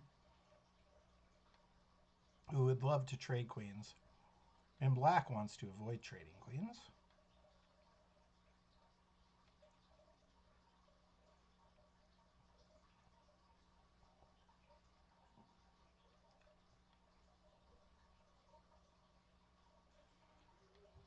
And wow, tough finish.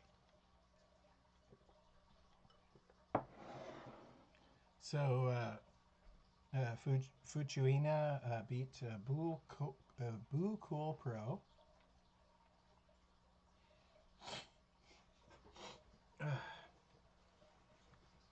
Eat some nuts to get some more energy. Interesting. Seems like I'm having a little allergy to the almonds tonight. I don't normally have an almond allergy. That's interesting. In fact, almonds are kind of my go-to thing. All right, let's check in with Fuchina at the start against Modest Proposal. This is round 5 of 5. Two guys with perfect scores. Let me see the moves that led us in here.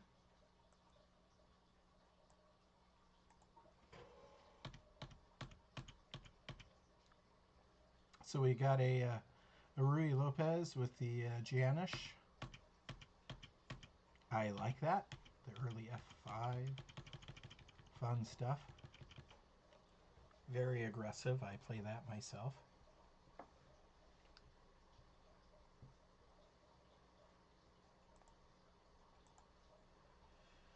And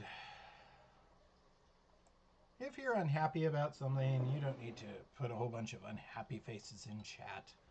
Let's be happy. It's the end of a wonderful year, hopefully, for our channel. I understand being disappointed, but be positive. It's just a chess game after all. Especially like, is like really brought into the thing. I mean, Nakamura was trying to win a world championship Blitz title and then gets a positive test for a very serious disease, right? So it really puts it into perspective. Blitz chess is fun, but it's not a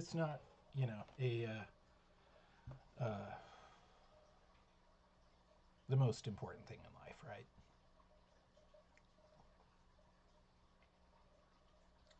So this should be a really good battle. One thing that Fucina has done regularly is gain a time advantage. He normally plays a faster time control than 5 minutes. He is a guy who likes to play 1 minute chess or even 30-second chess. And so he's grabbing a time advantage in every game he plays. And couple that with the quality of the moves he's showing, and you've got yourself a very, very dangerous opponent.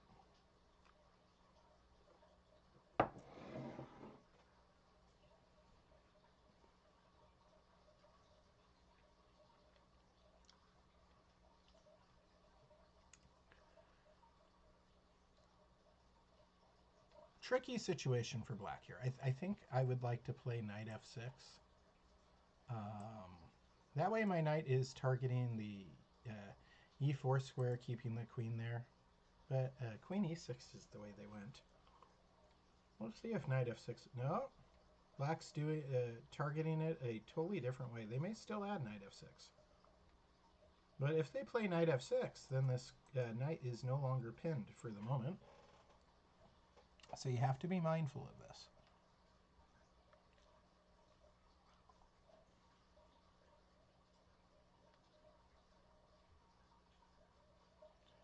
Is c5 going to get... No?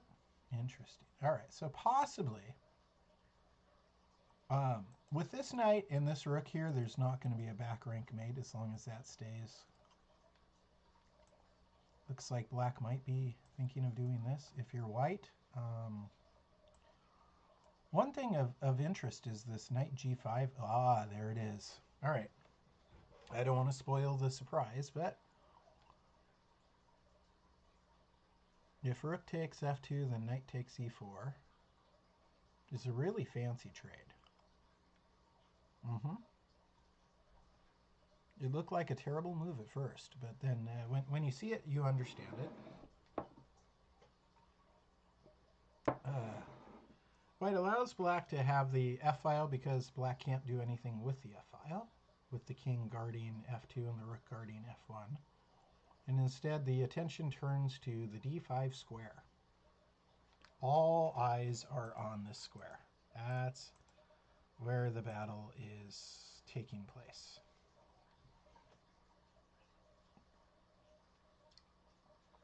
And then a hard pivot.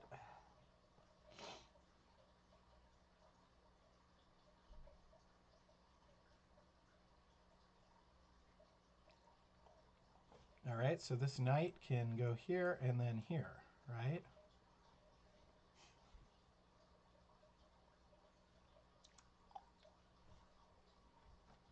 You have a choice to make now as black.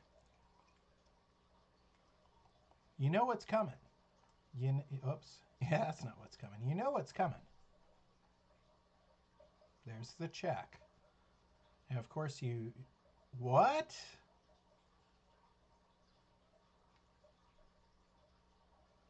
I... I am confused about the sacrifice there. Completely unnecessary and seems to give white tremendous advantage.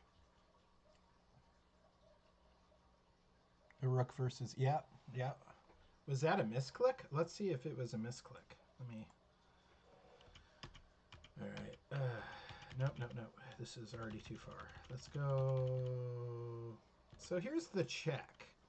So I'm guessing what Modest Proposal wanted to do was play King f6, but somehow he misclicked and played Rook takes f5. Brutal. Brutal.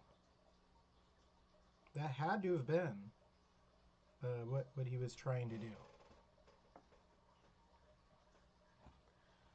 All right. So that is round 5 of 5, and we just saw Fuchuina, Brian, win his 5 of 5 in a very tough tournament. So he will undoubtedly be first place. And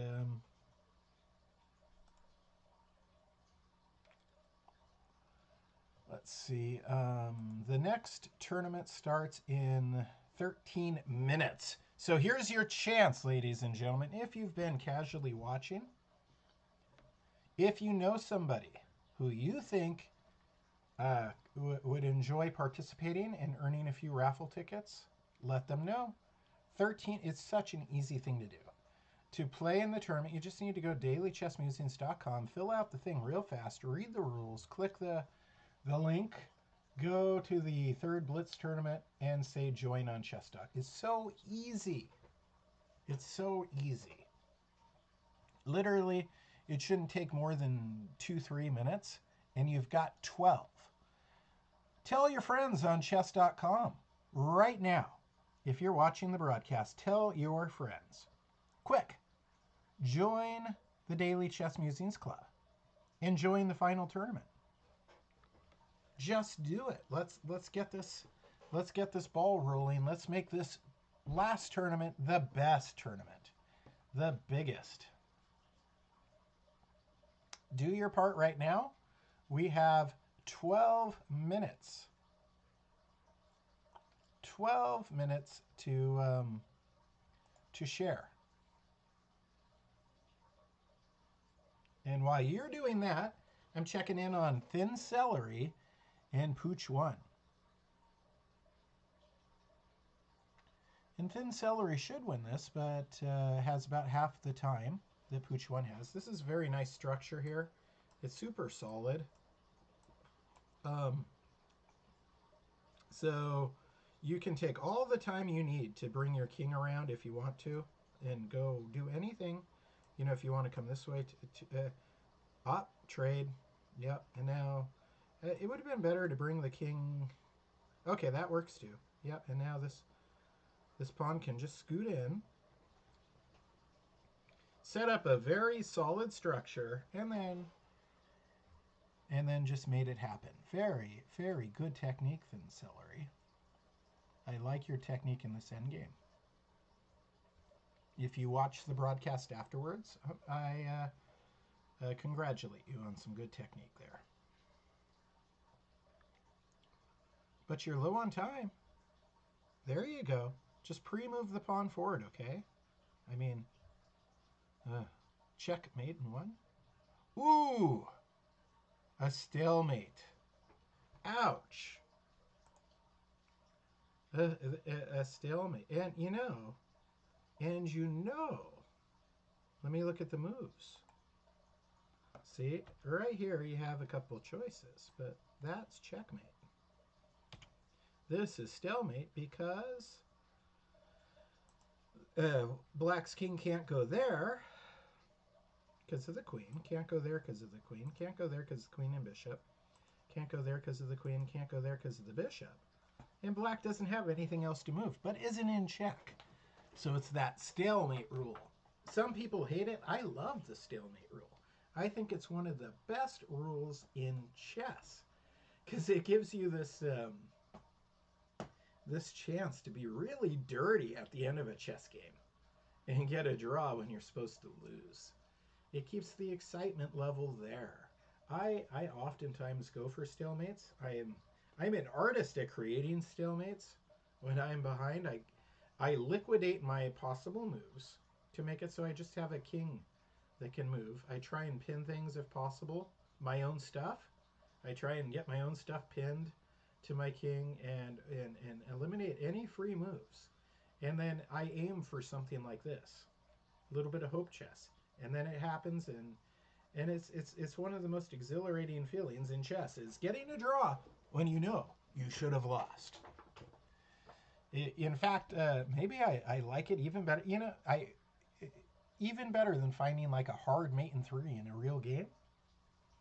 Getting a stalemate when you're hopelessly behind. It's just immensely satisfying. Yep, the Rosen trap. Good old Eric Rosen. He's another. Micah Hansen's mentioned that. The Eric Rosen is another very good streamer. Him and Daniel Naroditsky, two of my absolute favorites. And Agid Mater's content, wonderful. There's so much good stuff out there. So many good people doing so much good for chess. I'm going to refill my coffee. I'm going to be right back. But what you can do right now, let your friends know quickly. Get them. They've got 8 minutes to sign up for the final of the 3 tournaments before we do this raffle. And 7 minutes now. It takes about 2 minutes to sign up. So go to dailychessmusings.com. You'll see the New Year's Eve Blitz Chess Extravaganza entry form with links to the tournaments. Fill it out. Boom, boom, boom, boom, boom. You have to be a member of the Daily Chess Musings Club on chess.com. And then Rex Arax said he got a stalemate just now. Isn't it amazing when you get a stalemate? It's one of the best things. I mean, it's just invigorating. It's exciting. One of my favorite aspects of chess. Some people criticize the stalemate rule, think it shouldn't exist. I love it. I absolutely love it. All right, I will be right back. I'm not even going to play my commercials. I am instead just going to ask you, please get a friend to sign up. If everybody tells one friend to sign up in the next 5 minutes, we will have the biggest tournament for our finale of the evening. Please do. All right, I'll be right back.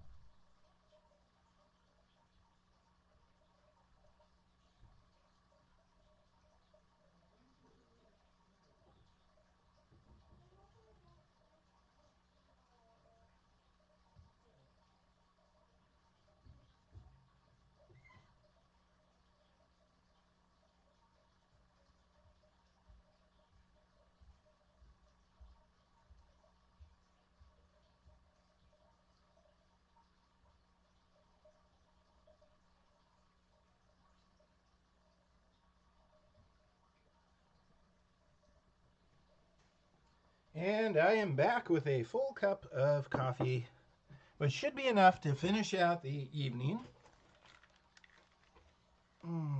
And let's check in and see what we got going on as far as registrations go for our next tournament.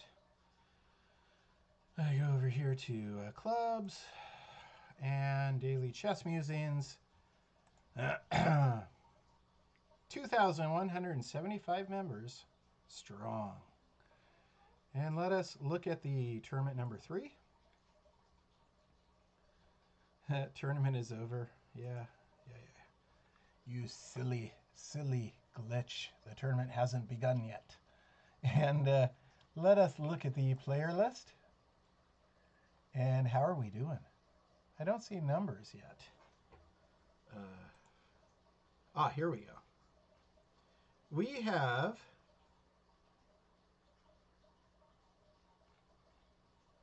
this looks like the last tournament still. Can you show me the new one, please? Let's close that. New Year's Eve Blitz Chess Extravaganza. Daily chess musings. Here's what we just did. And the cross tables for it. Congratulations, Fushina and Bukul Pro and Modest Proposal. And let me try and find our third and final tournament. I love it when I get locked out of my own stuff through just kind of ineptness on my part. Chess.com is it's a user friendly, you know, and still I mess things up occasionally. No worries though. All right. Uh-oh. Now we gotta worry. I need to go click the link the hard way. Because I have no upcoming events. So let's see.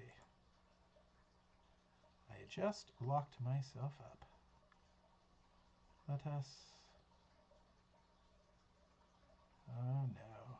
Oh no.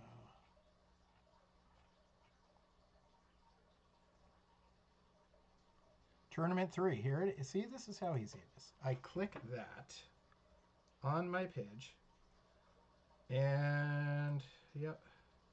Now we see Tournament 3. And let us look at our games. Nope.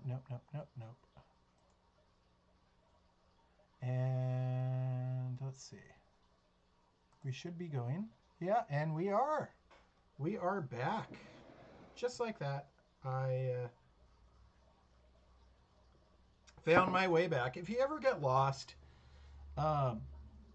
you can always go to dailychessmusings.com, find the event you're playing in, and click the link, just like I did there. I just showed you a useful way of troubleshooting. Probably you won't get as confused as I did there. But if you ever do, that could be useful for you.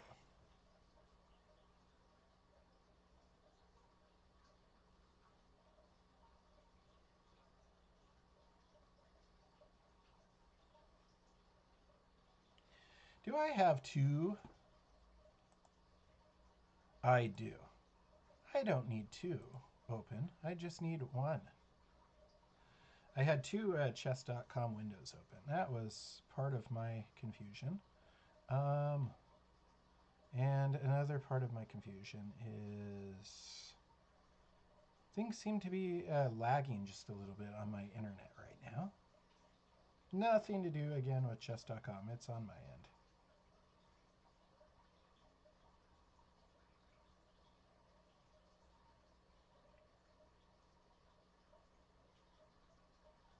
This is an exciting first tournament.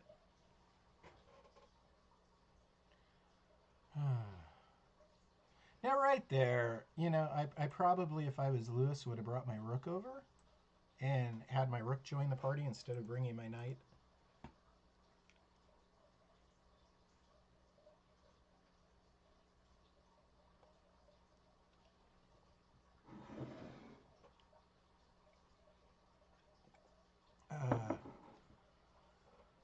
Pooch 1 went offline. Thanks for playing tonight, Pooch 1. By the way, another thing you can do, if anytime you want, you can send Coach Taurus a friend request on chess.com. I'll accept. I'll be your friend. Anybody who needs a friend, you know I'm there. Sometimes these times of years, like Christmas, Hanukkah, all this stuff, right? Kwanzaa, whatever you celebrate, and New Year's, it's happening around dark, cold times in the northern hemisphere, and a lot of people get together with their family, and maybe somebody had a family member who died or doesn't have a family to get together with, and so it can be a little bit of a downer this time of year, whereas it's happy for most people, right? But no, you're never alone if you play chess.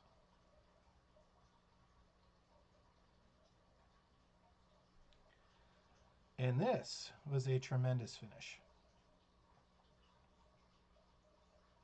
My animation speed is throwing me off a bit. I'm a little unhappy with the lag that I'm seeing on my end. Hopefully it's not affecting the broadcast too much. Eden Art says again, make sure you close out of the last tournament before you join the next one. This is good advice. It's like Alice in Wonderland says very famously, I give myself good advice, but I very seldom follow it, or something like this. Yeah. Let me make sure also that, oh good. I thought maybe when I opened up the second chess.com window, I maybe messed up my broadcast, and that would have been sad. But I'm very lucky that I didn't. Very fortunate indeed. I'm, developing reasonable skills as a streamer, but still, I can find myself in trouble. Multitasking is necessary as a streamer, and personally, I prefer single tasking. I used to be an excellent multitasker, but it was very stressful pushing myself like this. And I'm just a much happier person being very single task focused and being mindful of that one task, whatever it is. If I'm playing chess, I put all my mind in chess, and it's a great recess from life. This is a wonderful, instructive endgame, by the way. So White's got this extra pawn, which means Black's king is in the perfect spot. If that was all that was there, it's a draw. But there's other things at play here. So now White's pawn can scoot forward. Oh! That was weird. Yeah, White... Okay, it still works. Yeah. Black's king's gonna have to move. And then, yep, there. And then I like to play... Oh, I guess you could take the pawn too. That's fine. Sure, why not? But yeah, I mean, we all know the, triangulation of and the opposition with the pawn in between idea. And now this king has an impossible task of trying. Right there, I would have crossed in front of my own pawn with my king, made it a little simple, because the king could have went like this and then pushed the pawn forward. But this works as well. Just little technique stuff saves time and works 100% of the time versus...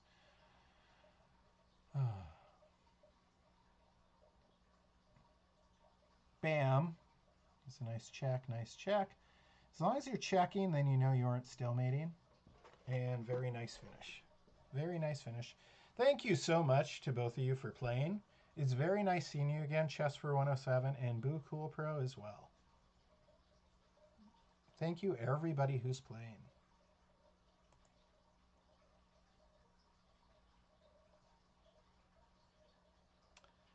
Let's take a look at what we got going on here. This is an interesting endgame.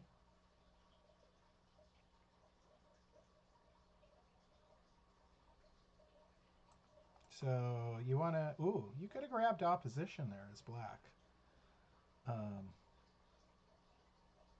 would have been faster.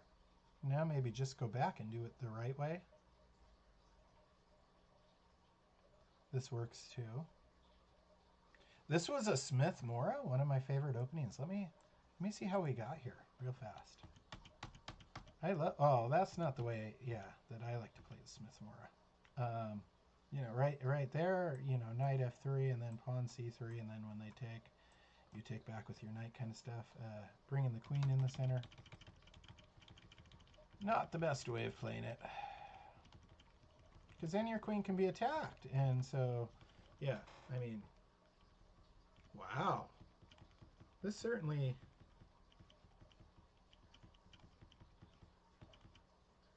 Now, if you're white, you're hoping for a stalemate here, and it could be a possibility. Make it as tricky as possible. Oh, and black. Look at black's. No, it's white's who's very low on time. You could get stalemated still. We've already seen the stalemate once today. So just play your moves fast. Make legal moves. Scoot back, and you might get. Oh, scoot back, and you might get stalemated. Okay. A reminder, if you're hanging out in the YouTube for the live broadcast, please give me some likes. I'm donating my time partially for your enjoyment, partially for my own, but I appreciate likes. Oh, let's see what happened in that one real fast. Rue Lopez, Morphe defense, rook in the 7th rank. 2 rooks, but passed pawn. Ah, okay. All makes sense now. Just wanted to see how we got there. Let's see. We are looking at... we already saw that. Let's see. We should be seeing round 3 starting shortly, right? Why am I not seeing round 3 yet? Here we go. All right. So we are looking at Fuchuina versus Checkmate Master, round 3. And we've got ourselves a Scandinavian.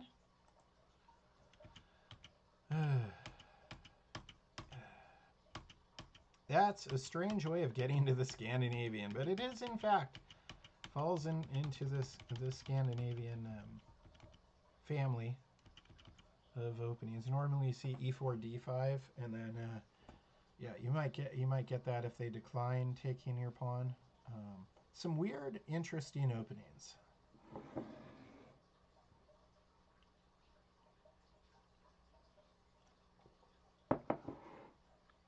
This is our final tournament of the evening. If you had the opportunity to participate, thank you, and I hope you're having fun.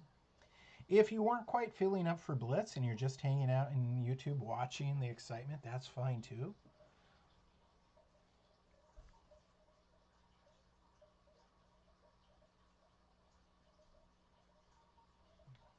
White's got a pass pawn, but an isolated pawn.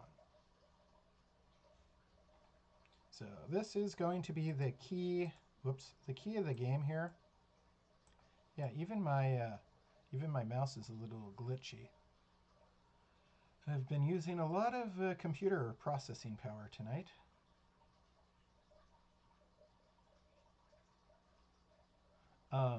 So it's what I'm saying is it's a pass pawn, but it is also an isolated pawn. So it's a blessing and a curse. White could win the game with that pawn, but black could end up winning it because it is isolated, it is weak, and then black ends up winning the game. So all eyes are on the e-pawn.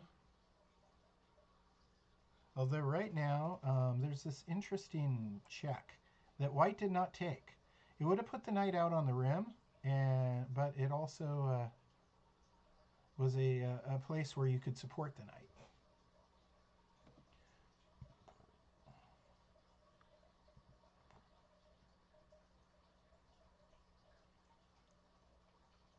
So this knight is poorly placed. Yep, so it should circle around.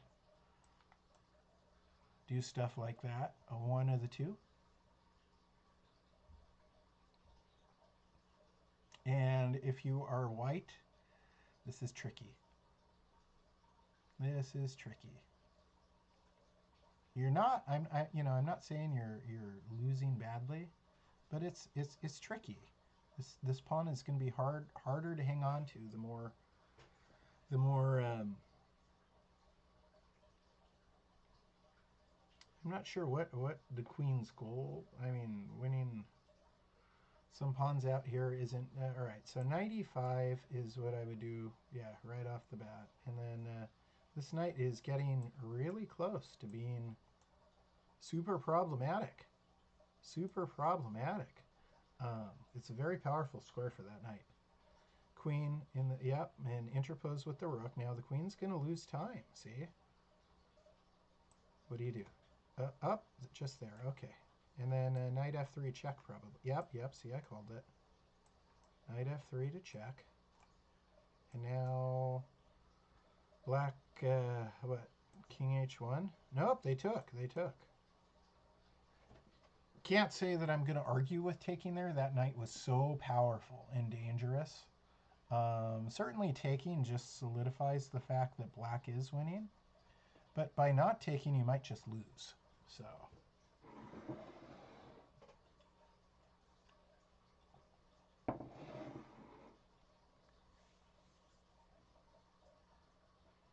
And right now, in a separate room, my wife is tabulating the points from the first couple to turn them into raffle tickets for you guys. So the raffle should be pretty fast. And then, as is our policy, I know those of you who have been around have seen this. I post the raffle numbers and the random number generator results, the raffle. I post all the ticket numbers and the raffle winners, the raffle results on my blog on Daily Chess Musings, just to show you guys that it is an honest process. I'm not just randomly picking any winners. Well, I mean, we are randomly picking winners, but I'm not. I'm doing it objectively. I'm not choosing my favorites, is what I mean to say.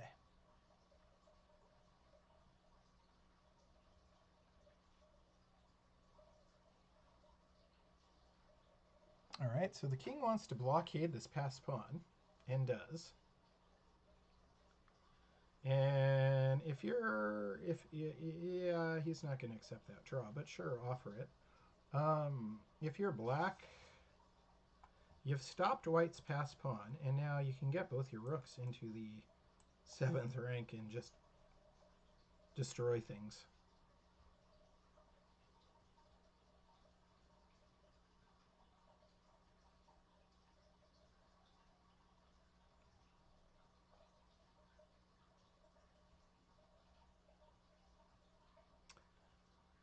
Interesting. I think Fuchina is using the wrong technique here. The wrong technique. This pawn is now much more dangerous. The king should have blockaded it.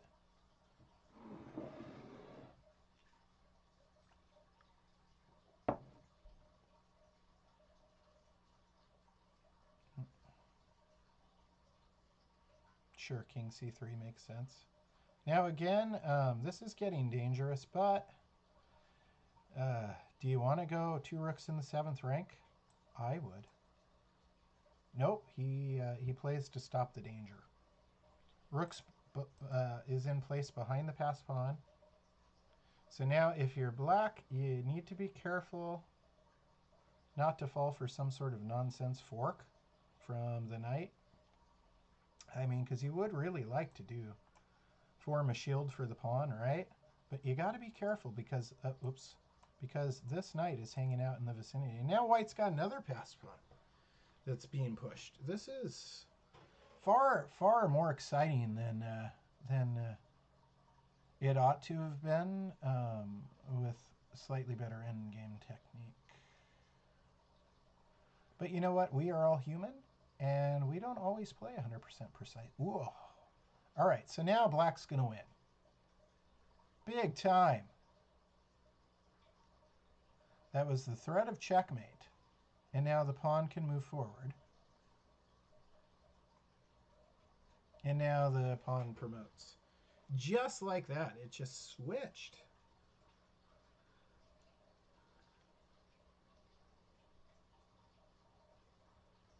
Let me go back to that moment. So the moment in time that made me gasp like that, or grunt, I should say, was right here.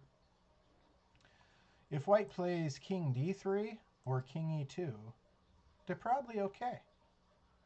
If white plays as they did there, then the black rook can swing around because this can't move forward because moving the rook to the end is checkmate. So that was an important moment in that game.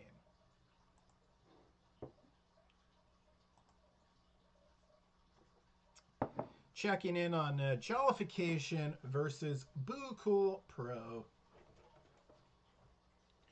These are all real players. Maybe you face them on chess.com sometime. If you're a stranger to this channel, a lot of the players you're watching are very talented chess players who we know from our community. And maybe you will have the pleasure of playing them sometime online as well. Especially if you join our community. It's free. You can join. The nice game, gentlemen. That was really close time scramble. Had there been more time, I mean, maybe you see rook h5, right? And then rook to c2 check, but that's okay because the king can start moving up. And I mean, you can play check there. The king's moving up, and this pawn is a passed pawn. The rook would have to, the rook wants to get checking distance and get a spot to stay behind the passed pawns. But then, see, this falls, right? Now white's got two passed pawns and just needs to avoid, being checked forever by the black rook to win the game.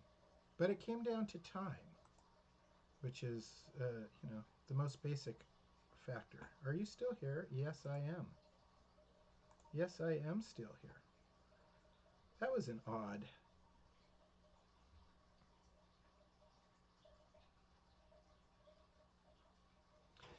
I'm not sure what that pop-up was from, but it asked me if I'm still here. All right. Let us check in with Louis948.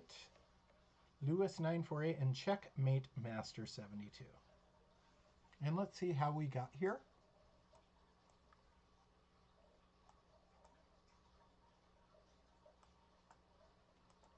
Ugh. Come on, Chris. Click. There we go. Let's see how we got here. So we have a Italian structure, Italian 4 knights. We've seen this already. Ooh, very nice. You got the pin and the knight to the outpost on the pin, which causes automatic exposure. And now here we are. So white caused the exposure, but didn't. I need to maybe do a lesson on what to do after you expose, in these kind of Italian 4 knight situations. When you have that pin on the knight on f6 and you get your knight to the outpost, break up their castle pawn structure, how you go about winning from there.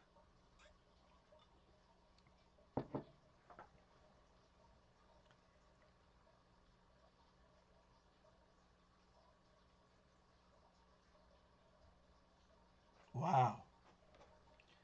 I mean, this is a tricky situation for white now. Wow. Dangerous. Dangerous. I mean, there's a fork right there, right? That's one thing. Yep. Basic fork. And then maybe move the queen out of the way, whatever. And then boom, boom.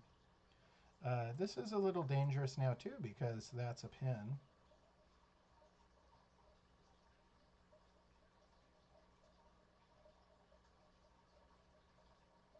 And now now threatening checkmate down here. Oh. Let's see if white figures out how to get out of this. I think the only way out is if you play queen c3, which opens up that square for your king to run to. See, that's not going to work.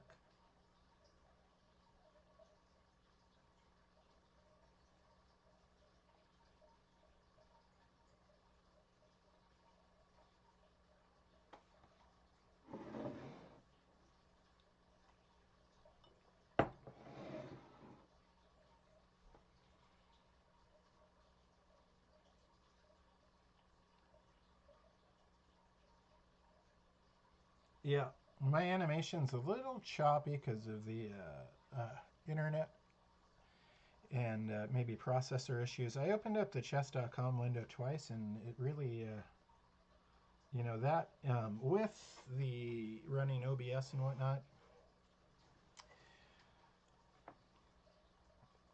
I could close it out and then reopen it, but then it might screw up the OBS window, so we just got a little bit of choppy animation.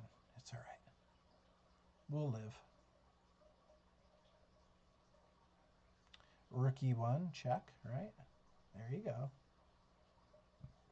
And then rook e2, king d3.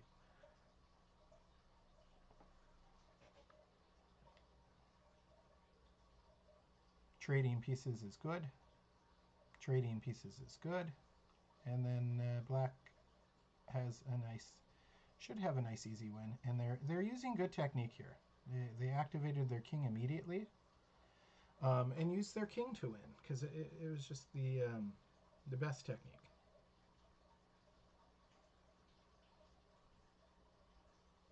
White's trying for a stalemate. But I'm going to switch to a different game because this one's pretty decided. Let's go to Kevin, Kim, and Dog Chocolate. That one finished. Let's go to Fuchina and Boo Cool Pro. And we got ourselves a fight here, but let's see. Let me think.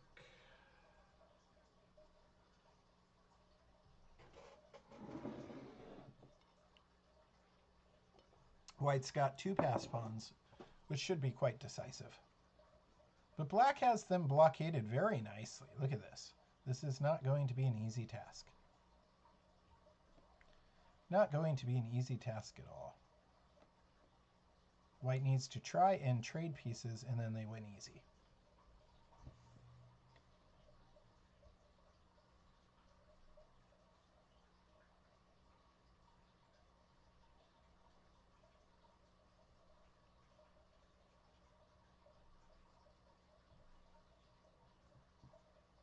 Interesting. Going about it differently than I would, but, you know, Fuchina is a very strong chess player.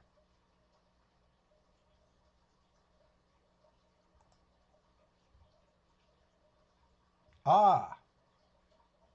I still had a second window open. I think I just smoothed out. Did you see what I did there? How cool is that? I just fixed it, guys. I had two windows open still. Let me make sure I didn't. I thought I'd. Yeah. See, when I went back to my website to find my way back to the tournament, I left a second tab open. The secret tab.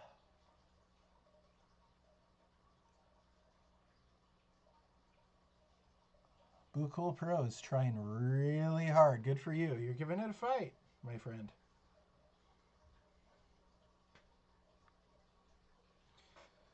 That certainly works.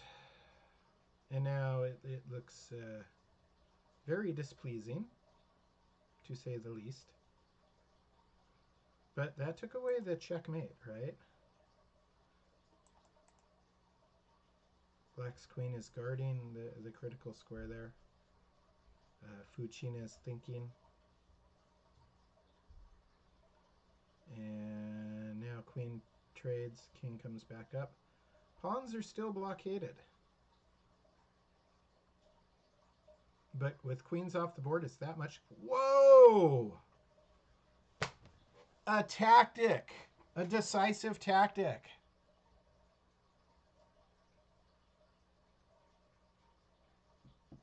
That was a beautiful use of a pin there by Boo Cool Pro. Does he have enough time, though?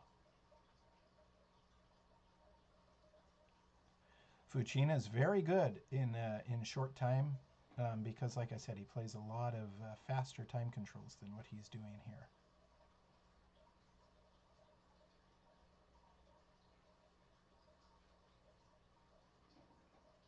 And checks take extra time to deal with.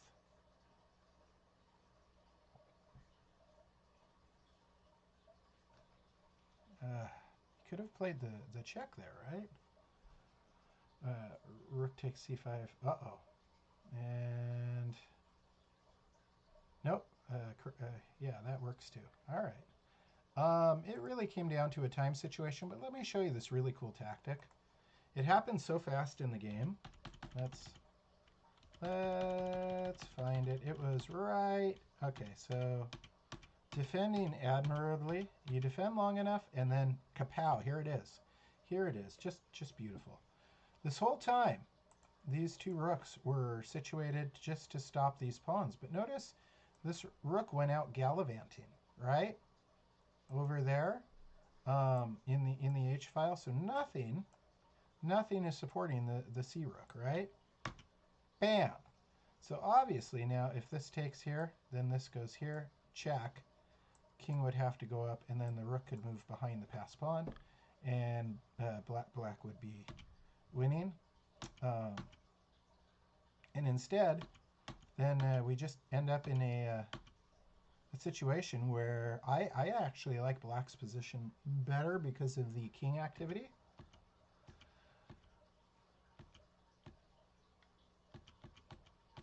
That was quite a time scramble. It was very exciting. I'm just replaying through the moves because they happened lightning fast. And then right here, you know, everything's still okay, but there's this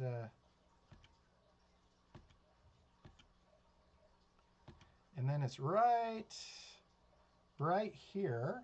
Black could have actually checkmated white, right?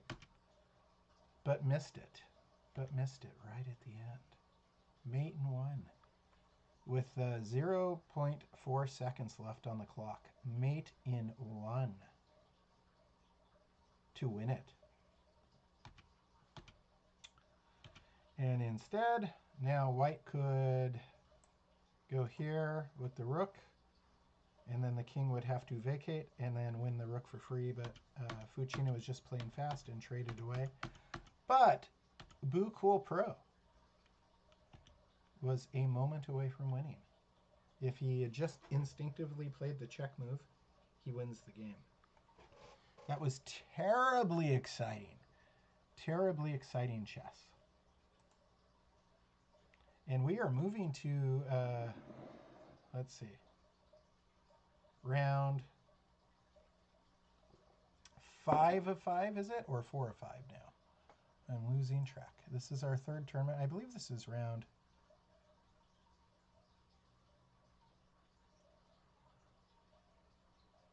And now I've got the glitchy, let's see. Oh, yeah, I know how to fix this now. Close game. I was having too many windows open. Here we go. Now I know how to fix it. All right, so we're looking at a Modest Proposal versus Checkmate Master 72. As I said, the tools are very user-friendly on chess.com. It is user error that usually gets me. Making use of a similar kind of pin we just saw in the other game, right?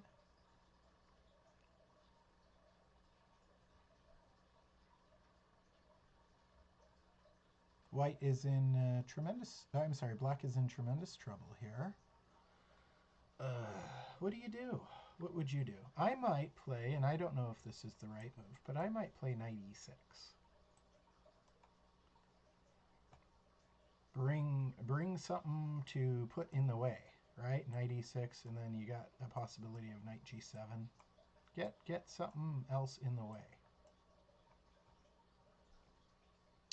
Alternatively, you could. Okay, I'm not so keen on that. Alternatively, I was going to say you could try and block with bishop f8. Right, this is going to end badly. Yep, this is just a forced checkmate combination now. Because the knight is taking away these two squares, right?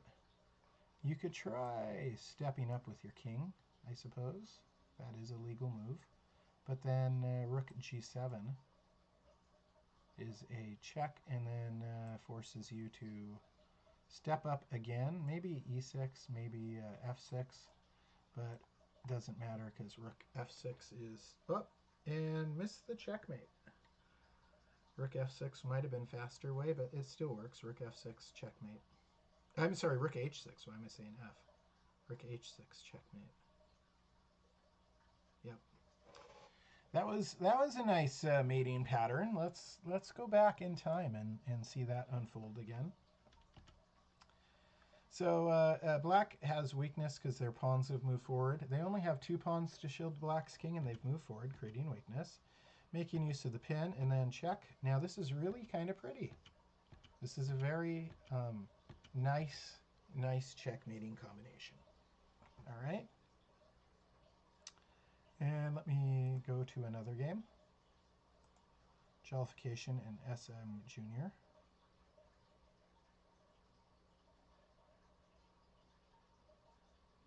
And I'm just trying to see if I accidentally have 2 windows open again. I don't think I do. I think we're okay. I keep leaving a window open somehow. And there's a fork, a knight fork check. The Darkness went offline. Thank you for joining us tonight, The Darkness. Remember, you should hang out in the YouTube for the results of the raffle, and then what I will do tomorrow is email the winners and also post the raffle results on my blog.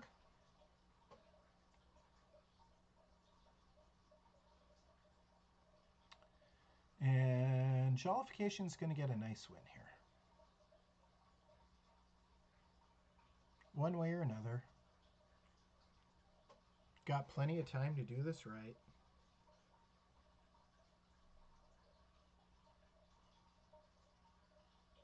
Very pretty way to checkmate. Very precise as well, Jollification. Good for you for spotting this. So we got this kind of checkmate here. And the 2 queens are taking all the critical escapes away. It's a very nice setup for a checkmate. So nicely done.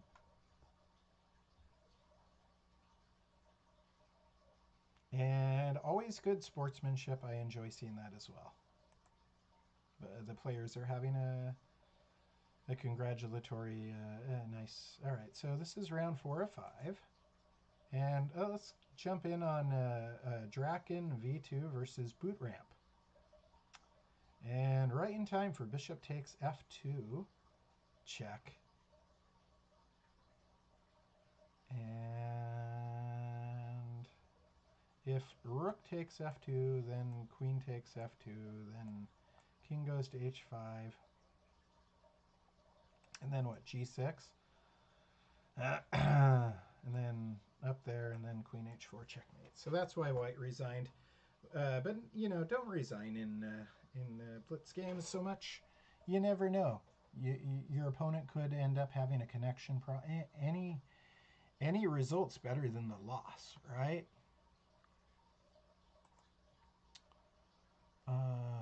Fuchina in Thunderous Rage.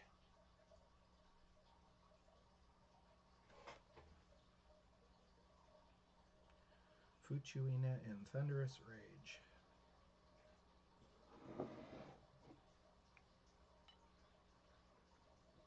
This has been a fun tournament. If you're just joining us, my name is Chris Torres. This is Daily Chess Musing.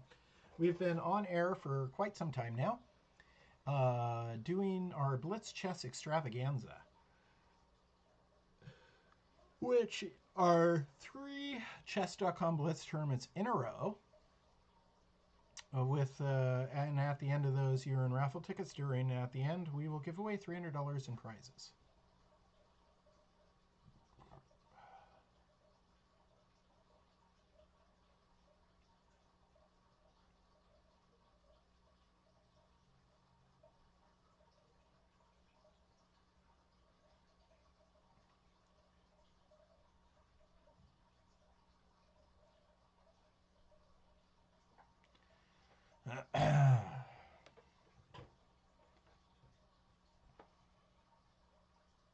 Okay.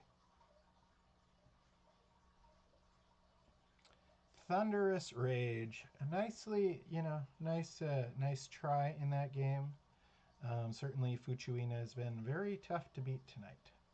Very tough indeed. Maybe Fuchuina isn't. I think Fuchuina is Brian, but now I might be getting my players mixed up in my head.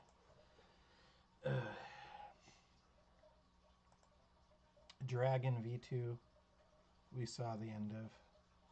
Let me close that.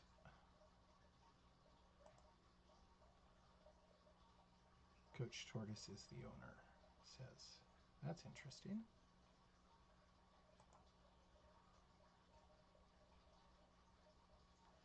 Let us look at the final round, final game, round 5 of 5. Board 1. And somehow I opened the second window again. I don't know how I continue to do this. They make it so easy for users. But I'm a chess player. I'll make it hard. Make it hard on myself.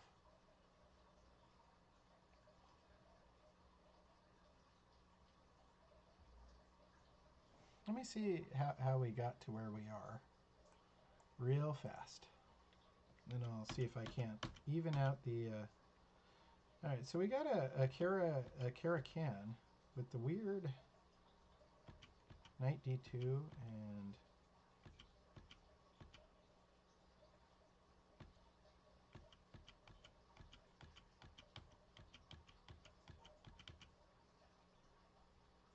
Looks like I like White's position here. I like White's position here. Modest Proposal got a good position out of the opening.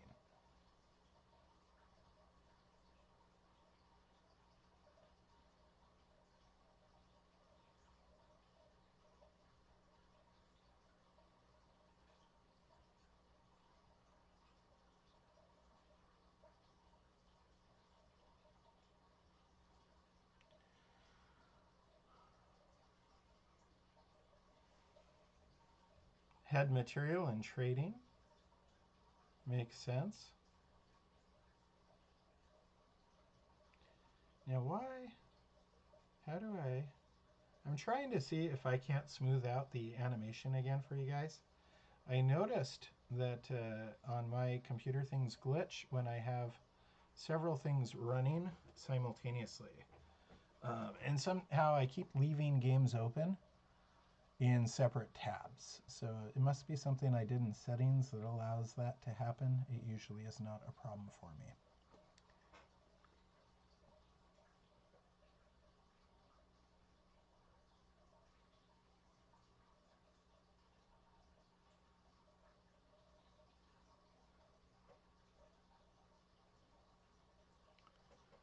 Well, well on your way to a Modest Proposal. You're well on your way to a victory here.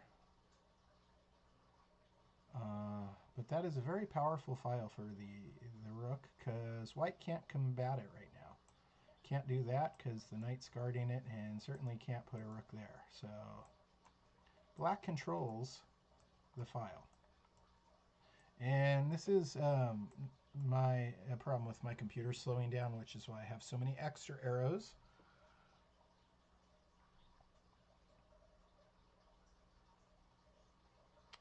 This could slip out of your control. If you're white, you want to play rook d1 as soon as possible. And if you're black, you don't want to trade rooks here. And you want to bring your knight in to to the outpost there. Push over.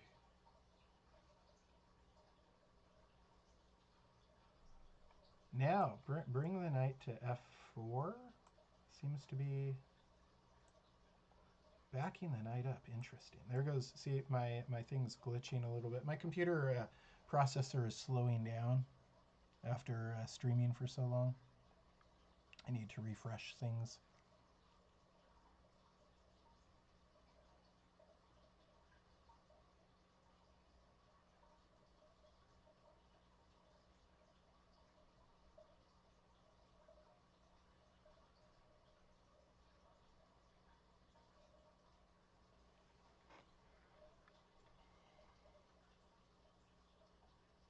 So I hope everybody's going to have a wonderful New Year's Eve after this. I mean, what are you guys planning on doing? Anybody, after we finish with the raffle? Any thoughts? I'm probably going to play some classic Nintendo myself. I've done enough chess today. I'll probably play some, maybe Dr. Mario. I like Dr. Mario. Maybe Ice Climber, Tetris, Super Mario Brothers. Maybe I'll play some Legend of Zelda. Classic Legend of Zelda games. The Switch has, these classic consoles. And I remember playing a lot of these games as a young person.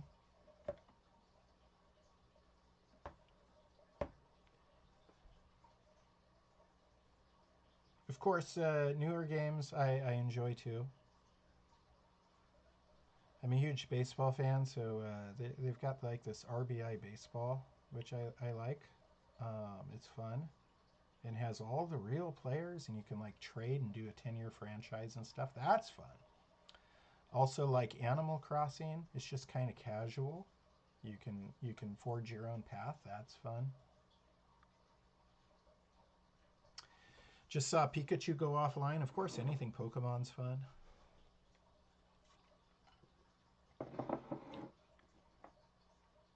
But yeah, I think I'll just have a pretty chill end to the... Fuchina, you won the final game of the final round. And Modest Proposal was very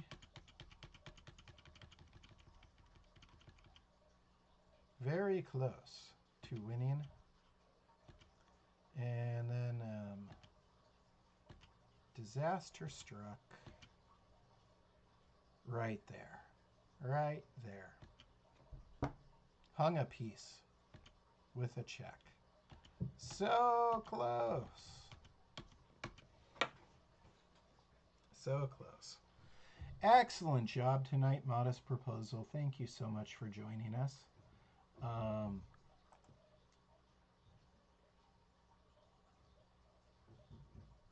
And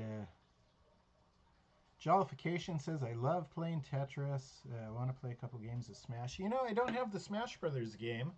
I haven't played Smash Brothers since the original or the iteration after, the second version. I need to get the Smash Brothers game for the Switch, try and learn what all these, yeah. I mean, back in the original one, wow, Captain Falcon, he was my guy. Samus, classic Smash Brothers. I was excellent at Mario Kart back in the day, especially on the Nintendo DS. That one, Darsh says he doesn't have Nintendo Online. That is sad, man. That is sad. But yeah, I enjoy old school video gaming. Like Pac-Man, Donkey Kong. I mean, I go way back. I'll play those things and get a run going. Like an hour-long game of Ice Climber. It's crazy, right? I mean, they're hard games to last so long in. 1943, I was really good at. In the arcades. The Castlevania games back in the day. Simon's Quest was one of my favorite ones. It wasn't even called like Castlevania with the numbered iterations like they normally have. It was just called Simon's Quest. It was a lot of fun. I think the programmers got a little tired near the end though, because the end kind of wasn't so great. But the game itself was awesome. The original Metroid, awesome. That was a fun experience. Going back and playing some of these, um, old Jollification says he likes Rocket League. I've never played Rocket League. I'll have to try that sometime. You know, I just started playing Clue Land, and I think that is just awesome. Super Mario Party for sure, Darsh. So much fun. And he mentions Rocket League as well. I think I'm going to have to try whatever this Rocket League you speak of that I've never heard of. How have I not heard of something that Jollification and Darsh both like? There's also a really nice chess game. I'm trying to think of the name of it for the Switch. It's not very expensive. It has very beautiful chessboards. And Fushina won first place. Boo Pro second place. And Jollification tied for second and got the bronze. 4 out of 5. Nice way to finish, by the way, Jollification. Nice way indeed. Make sure you guys who are hanging out stay on so you hear who wins. And like I said, we will post the mathematical proof of the fairness on my blog, as I always do with these things. But make sure you stay on, see who wins the raffle. I know my wife is working on that right now. Yes, I am still here. I think that is from YouTube wondering, because my broadcast is longer than normal, right? It's I don't know how long I've been broadcasting for. Let's see. I think we started a little before 4, so we're going on close to 3 hours. 3 hours, lots of us hanging out in chat now. Talking about I got off topic talking about Nintendo games. I was just talking about New Year's Eve plans afterwards. Maybe some of you are going to watch a movie. Anybody see that new Spider-Man movie? It looks really good. I need to go see that one.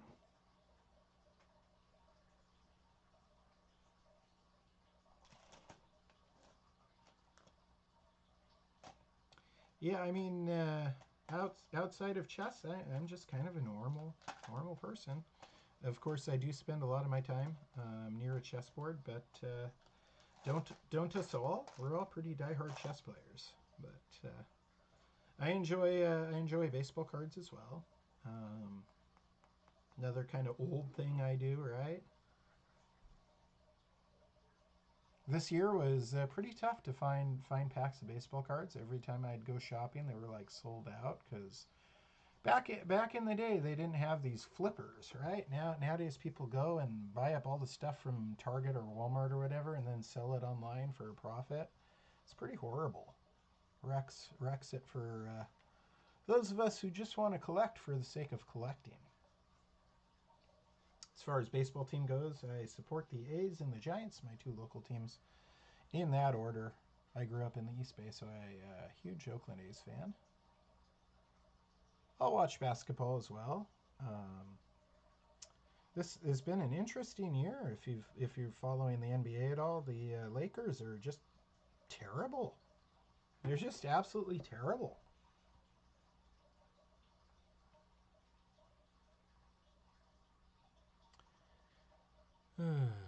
No Way Home was a really good movie. I would definitely recommend it. Nice. Darsh, he saw the new Spider-Man.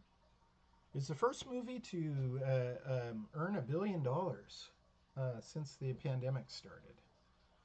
And Jollification says he had to quit baseball this year due to a complex schedule with his esports. Scheduling's difficult. Baseball's a long game. Reason I like baseball so much is it's chill. There's a lot of stats. There's a lot of interesting matchups. Very if you're a fan, I just dropped my Tic Tacs. If you're a fan of the game, your knowledge about the decision making during the games and matchups, when to pull pitchers and this and that, the infield shifting, all this stuff. Individual hitter records against certain pitchers, righty, lefty, all this kind of fun stuff. And then, what was I getting to with? I forget what my point was.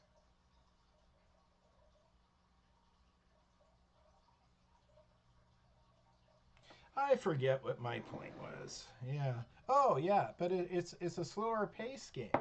Baseball is a slower pace game. So if you guys see me, playing chess online or something, oftentimes I'm doing it while I'm watching TV or something else. And baseball, it's easy to play chess, study chess while enjoying a baseball game. It's easy to do both simultaneously from the comfort of your own home. Plus, baseball is like it's very special in that every year there's a new crop of rookies and an older group of players who you enjoyed watching who retire every single year. It's like the seasons in in our everyday experiences. You have right now we are in winter, which is kind of the dark season. And then sure enough, in spring things bloom again, and there's a renewal. Same thing with baseball every year. Darsh says he really loves to play basketball. What position you play, Darsh?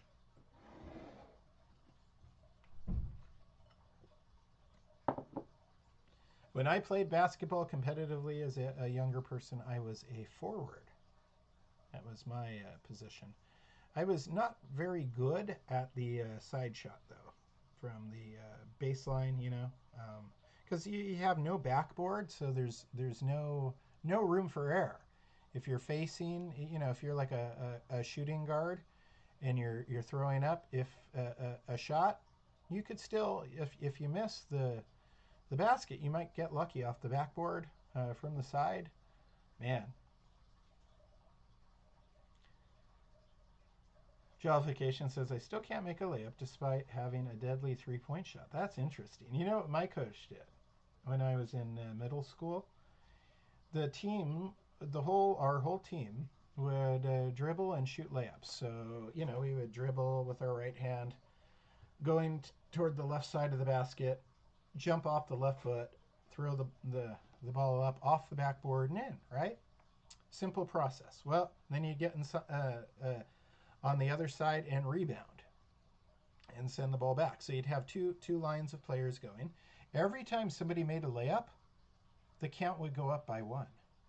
What's this count I speak of? Well, let's say 20 people make a layup in a row and you're the 21st guy and you miss.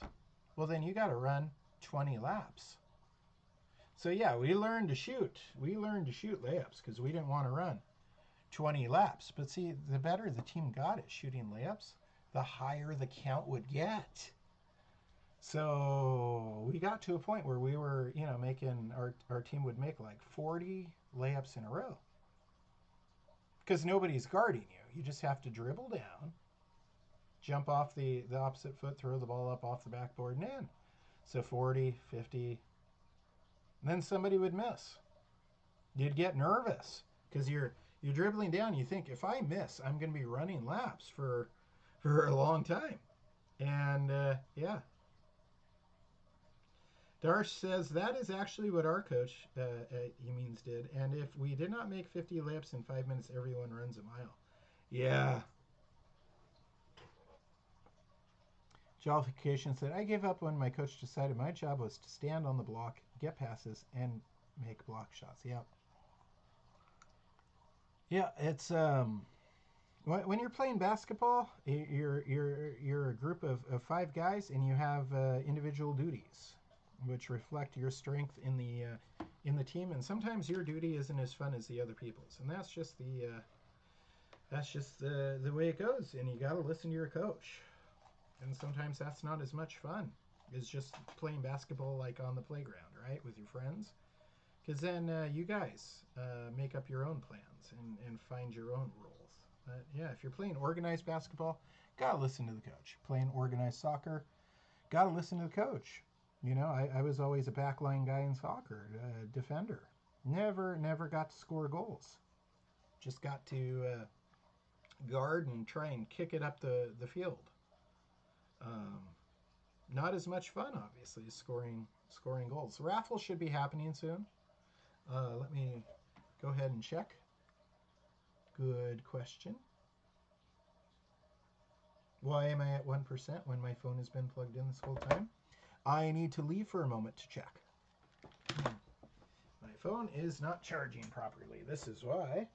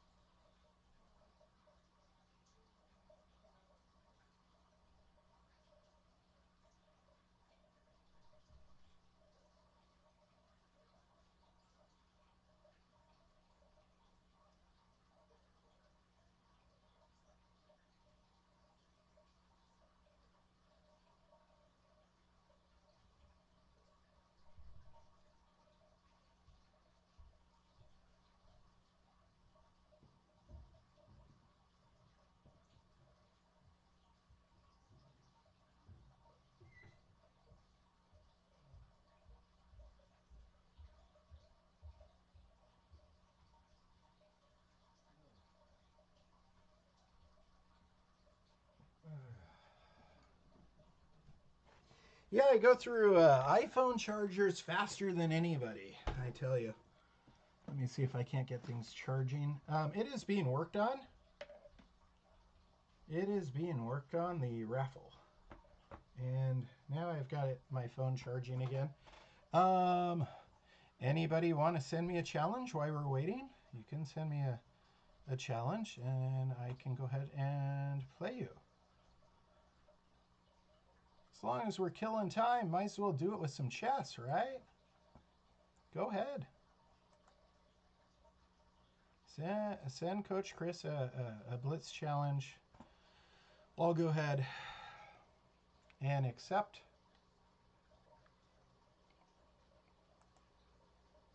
Even though I've got a glitchy thing. Could be an invitation for a mouse slip, honestly. I probably will make a mouse slip. Because and okay, Jollification wants to play. I see it. A 1-minute game. Oh man. How much fun is that gonna be? With why? I just accepted. Okay, yes, I'll accept the Jollification challenge. It's a 3-minute Blitz game.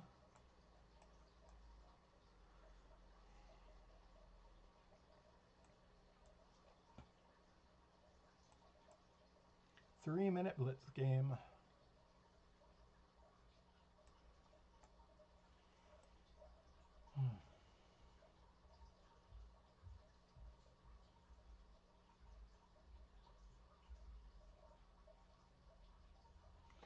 I kind of expected a Vienna from Jollification, and he didn't disappoint. I want to close the Modest Proposal one and just have the one window open.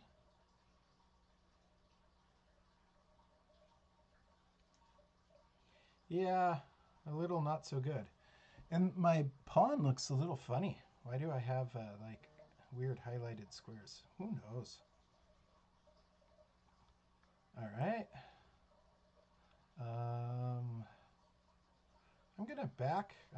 My computer's being glitchy, so even though I like what I got out of the opening, I'm a little worried about the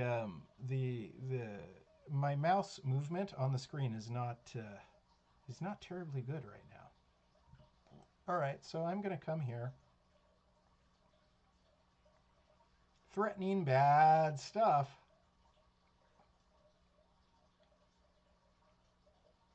Hopefully I don't let this one slip away. I want to get my revenge against jollification. And that should be good, right? That's a nice fork. He stopped the checkmate, but yep. I got my revenge. Sweet. Revenge. All right, and then SM Junior, I'll go ahead and play you a game. Sure, why not?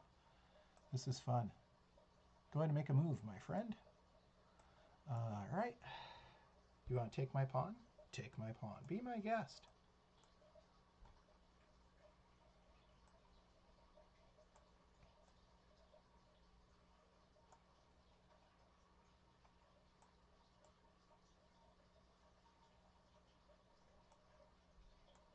Yep, now things are getting exciting. I tell you, I'm getting lots of challenges now. There are some of you still out there. Some of you are still awake. Uh-oh. I just trapped my bishop and you didn't take? You could have pushed the pawn forward. What am I going to do now? I don't know. My bishop is trapped. That's a problem. I guess I'm going to trade a bishop for 2 pawns is what I'm going to do. And then try and do something down there. I messed up. I will play c5 before you do. Okay?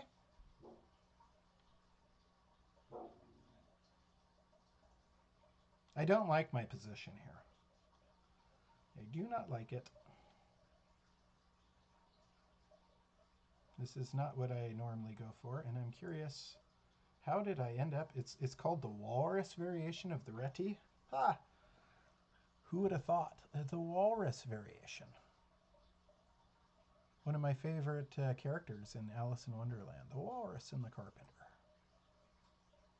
Let's see. Aha. I think I know what I'm going to do.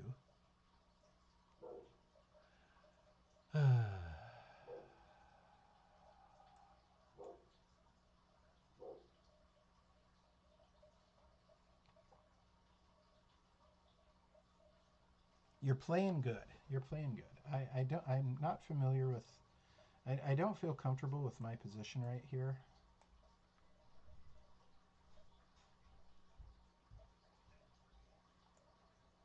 And I'm being interrupted by phone calls. No excuses, though. Because that should be a checkmate. I got lucky. Dang it, just answer your phone, Risley. All right. There we go. Who else? That was very kind of you, SM Junior. You were winning that game, I'm sure. Anybody else gonna challenge me? I've played 2. I'll play 1 more.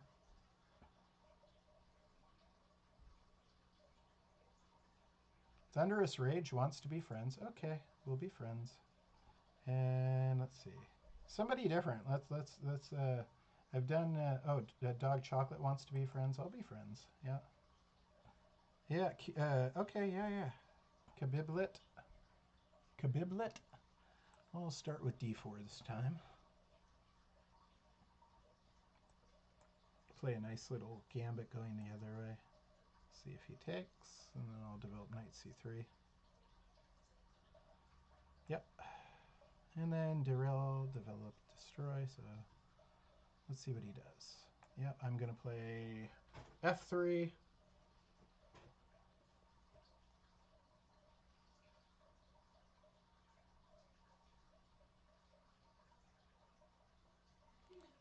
I've been playing a little bit more on chess.com than I have been because they started this league thing, and yeah, it seems like it's a good incentive to play a little bit more, right? I don't want to be stuck in the Wood League. I'm too good to be stuck in the Wood League. So I think it's January 2nd, my week finishes, and then I get to go up to Stone League. and so on and so forth. You can read about the leagues on their website, but the idea is you work your way all the way up to Legend League or something, and then they might throw some cash your way. There's cash prizes.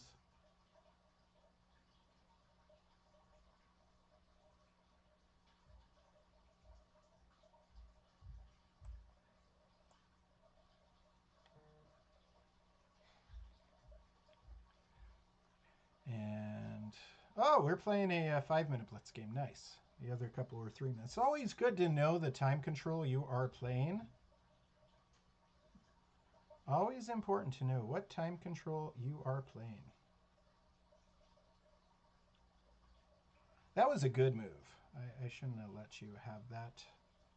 Let your knight be hanging. You're threatening c2 twice. You're trying to hurt me. So I'll back up my bishop and defend it a second time. I need to get my g1 knight up in Adam. I need to get my h1 rook involved.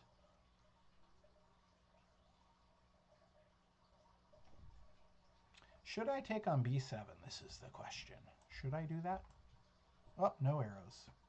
That is testing. Queen takes b. No, I should not. I should not do it, because then rook b8, and then I cannot even... All right. I asked a question, I gave myself an answer. So I play knight e2. My idea is to just continue getting all my pieces in the game. I'm presuming that black is going to play bishop g7, and then maybe I'll start... Nope, they play bishop g4. That's good. I'm going to finish this game, and then I'll read off the raffles.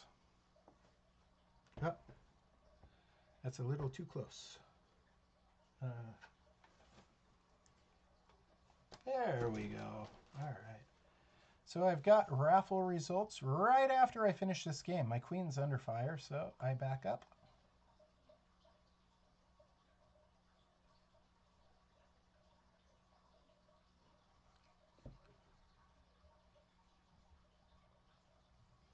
It's kind of fun just hanging out with you guys on New Year's. Thank you so much for being a part of the broadcast, for being a part of the community. Everybody's important to me. It makes it worthwhile. Let's make our next year the best year yet. I think I've said this already, but yeah. Up it. Let's up it a notch. All of you who are here right now probably have friends who you know like chess that aren't a part of the Daily Chess Musings community yet. And let's just kick it up a notch. My opponent's still in the center of the board. Why am I allowing that? We don't know. And why am I allowing this knight to just hang out there? I don't know. Time to tell the knight on b4 goodbye. I think I'm a little on the tired side.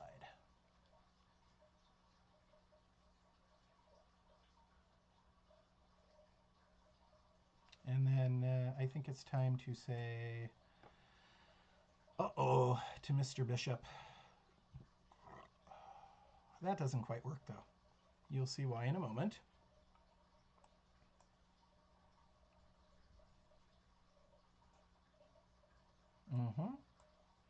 What a neat trade, though. Isn't it? Is he going to take and fork? Yeah, he'll take mine. I'll take his. I think he comes out on top. I messed up.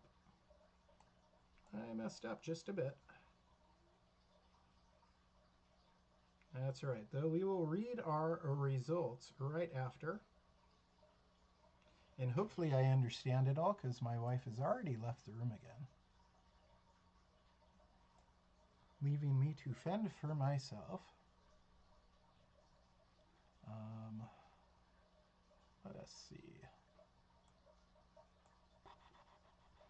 Yeah, I don't like this position very much either. What have I done? What have you done, Chris?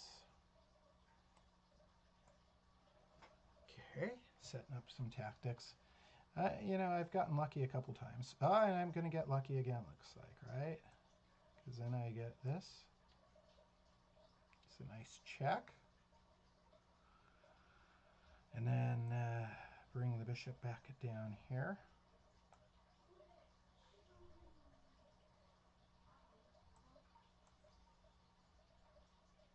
Why did I do that? Good question. Good question. I erred. I think I'm going to lose a game. That's fine, though. Stuff happens. Oh, wait. I have a nice... I have a double check, a discovered check, double check. Wow. Considering how badly I messed that up, I got just a teeny bit of compensation. I am missing tactics left and right. My brain's not working. Come on, Chris. This is terrible. I'm seeing the tactics that I missed right after I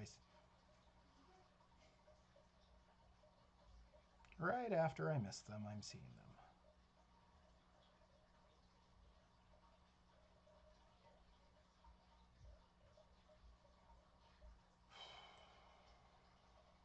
Let's pin this. I think we can win some material back.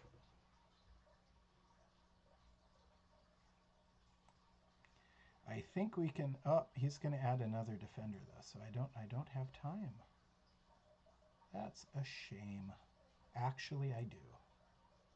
Actually, I do. I'm going to throw this in first. Aha. Let's win some material back.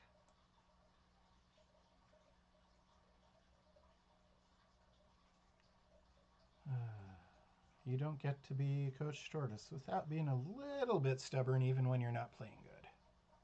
Even when you're not playing good.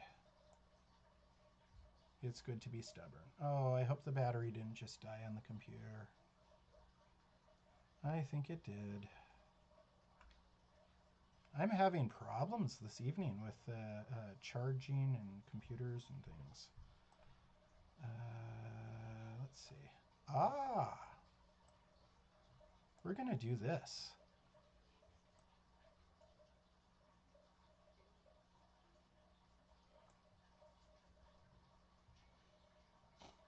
And we've almost made a successful comeback.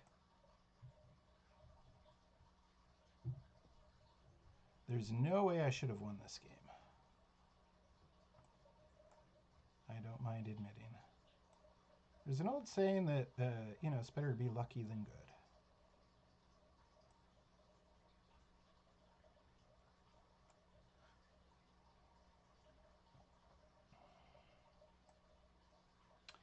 Now, I need to be careful about these two pawns over here because it is a 2-on-1, but I got a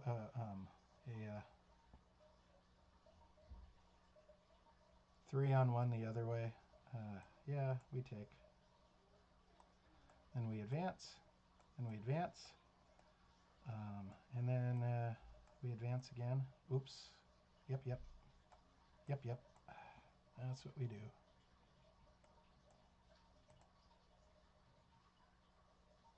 I got lucky. I really did. I should have lost at least a couple of these games tonight.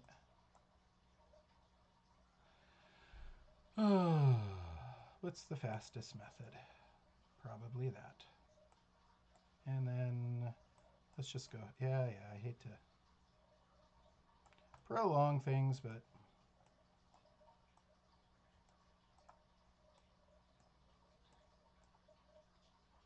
let's do a walking queen kind of way. All right. Now I will read the raffle results. I got super lucky in that game. I'm not even going to run the analysis on it right now because I know I played rubbish there. That was terrible. Oh, good. All right. So what does all this mean?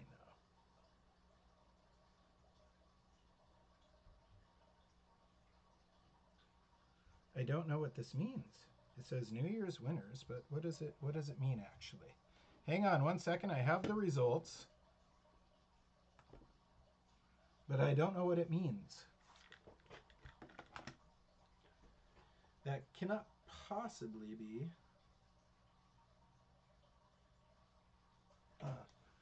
Are those 1, 2, 3, 4, 5. There's too many listed there. And my phone is still not charged. Megan!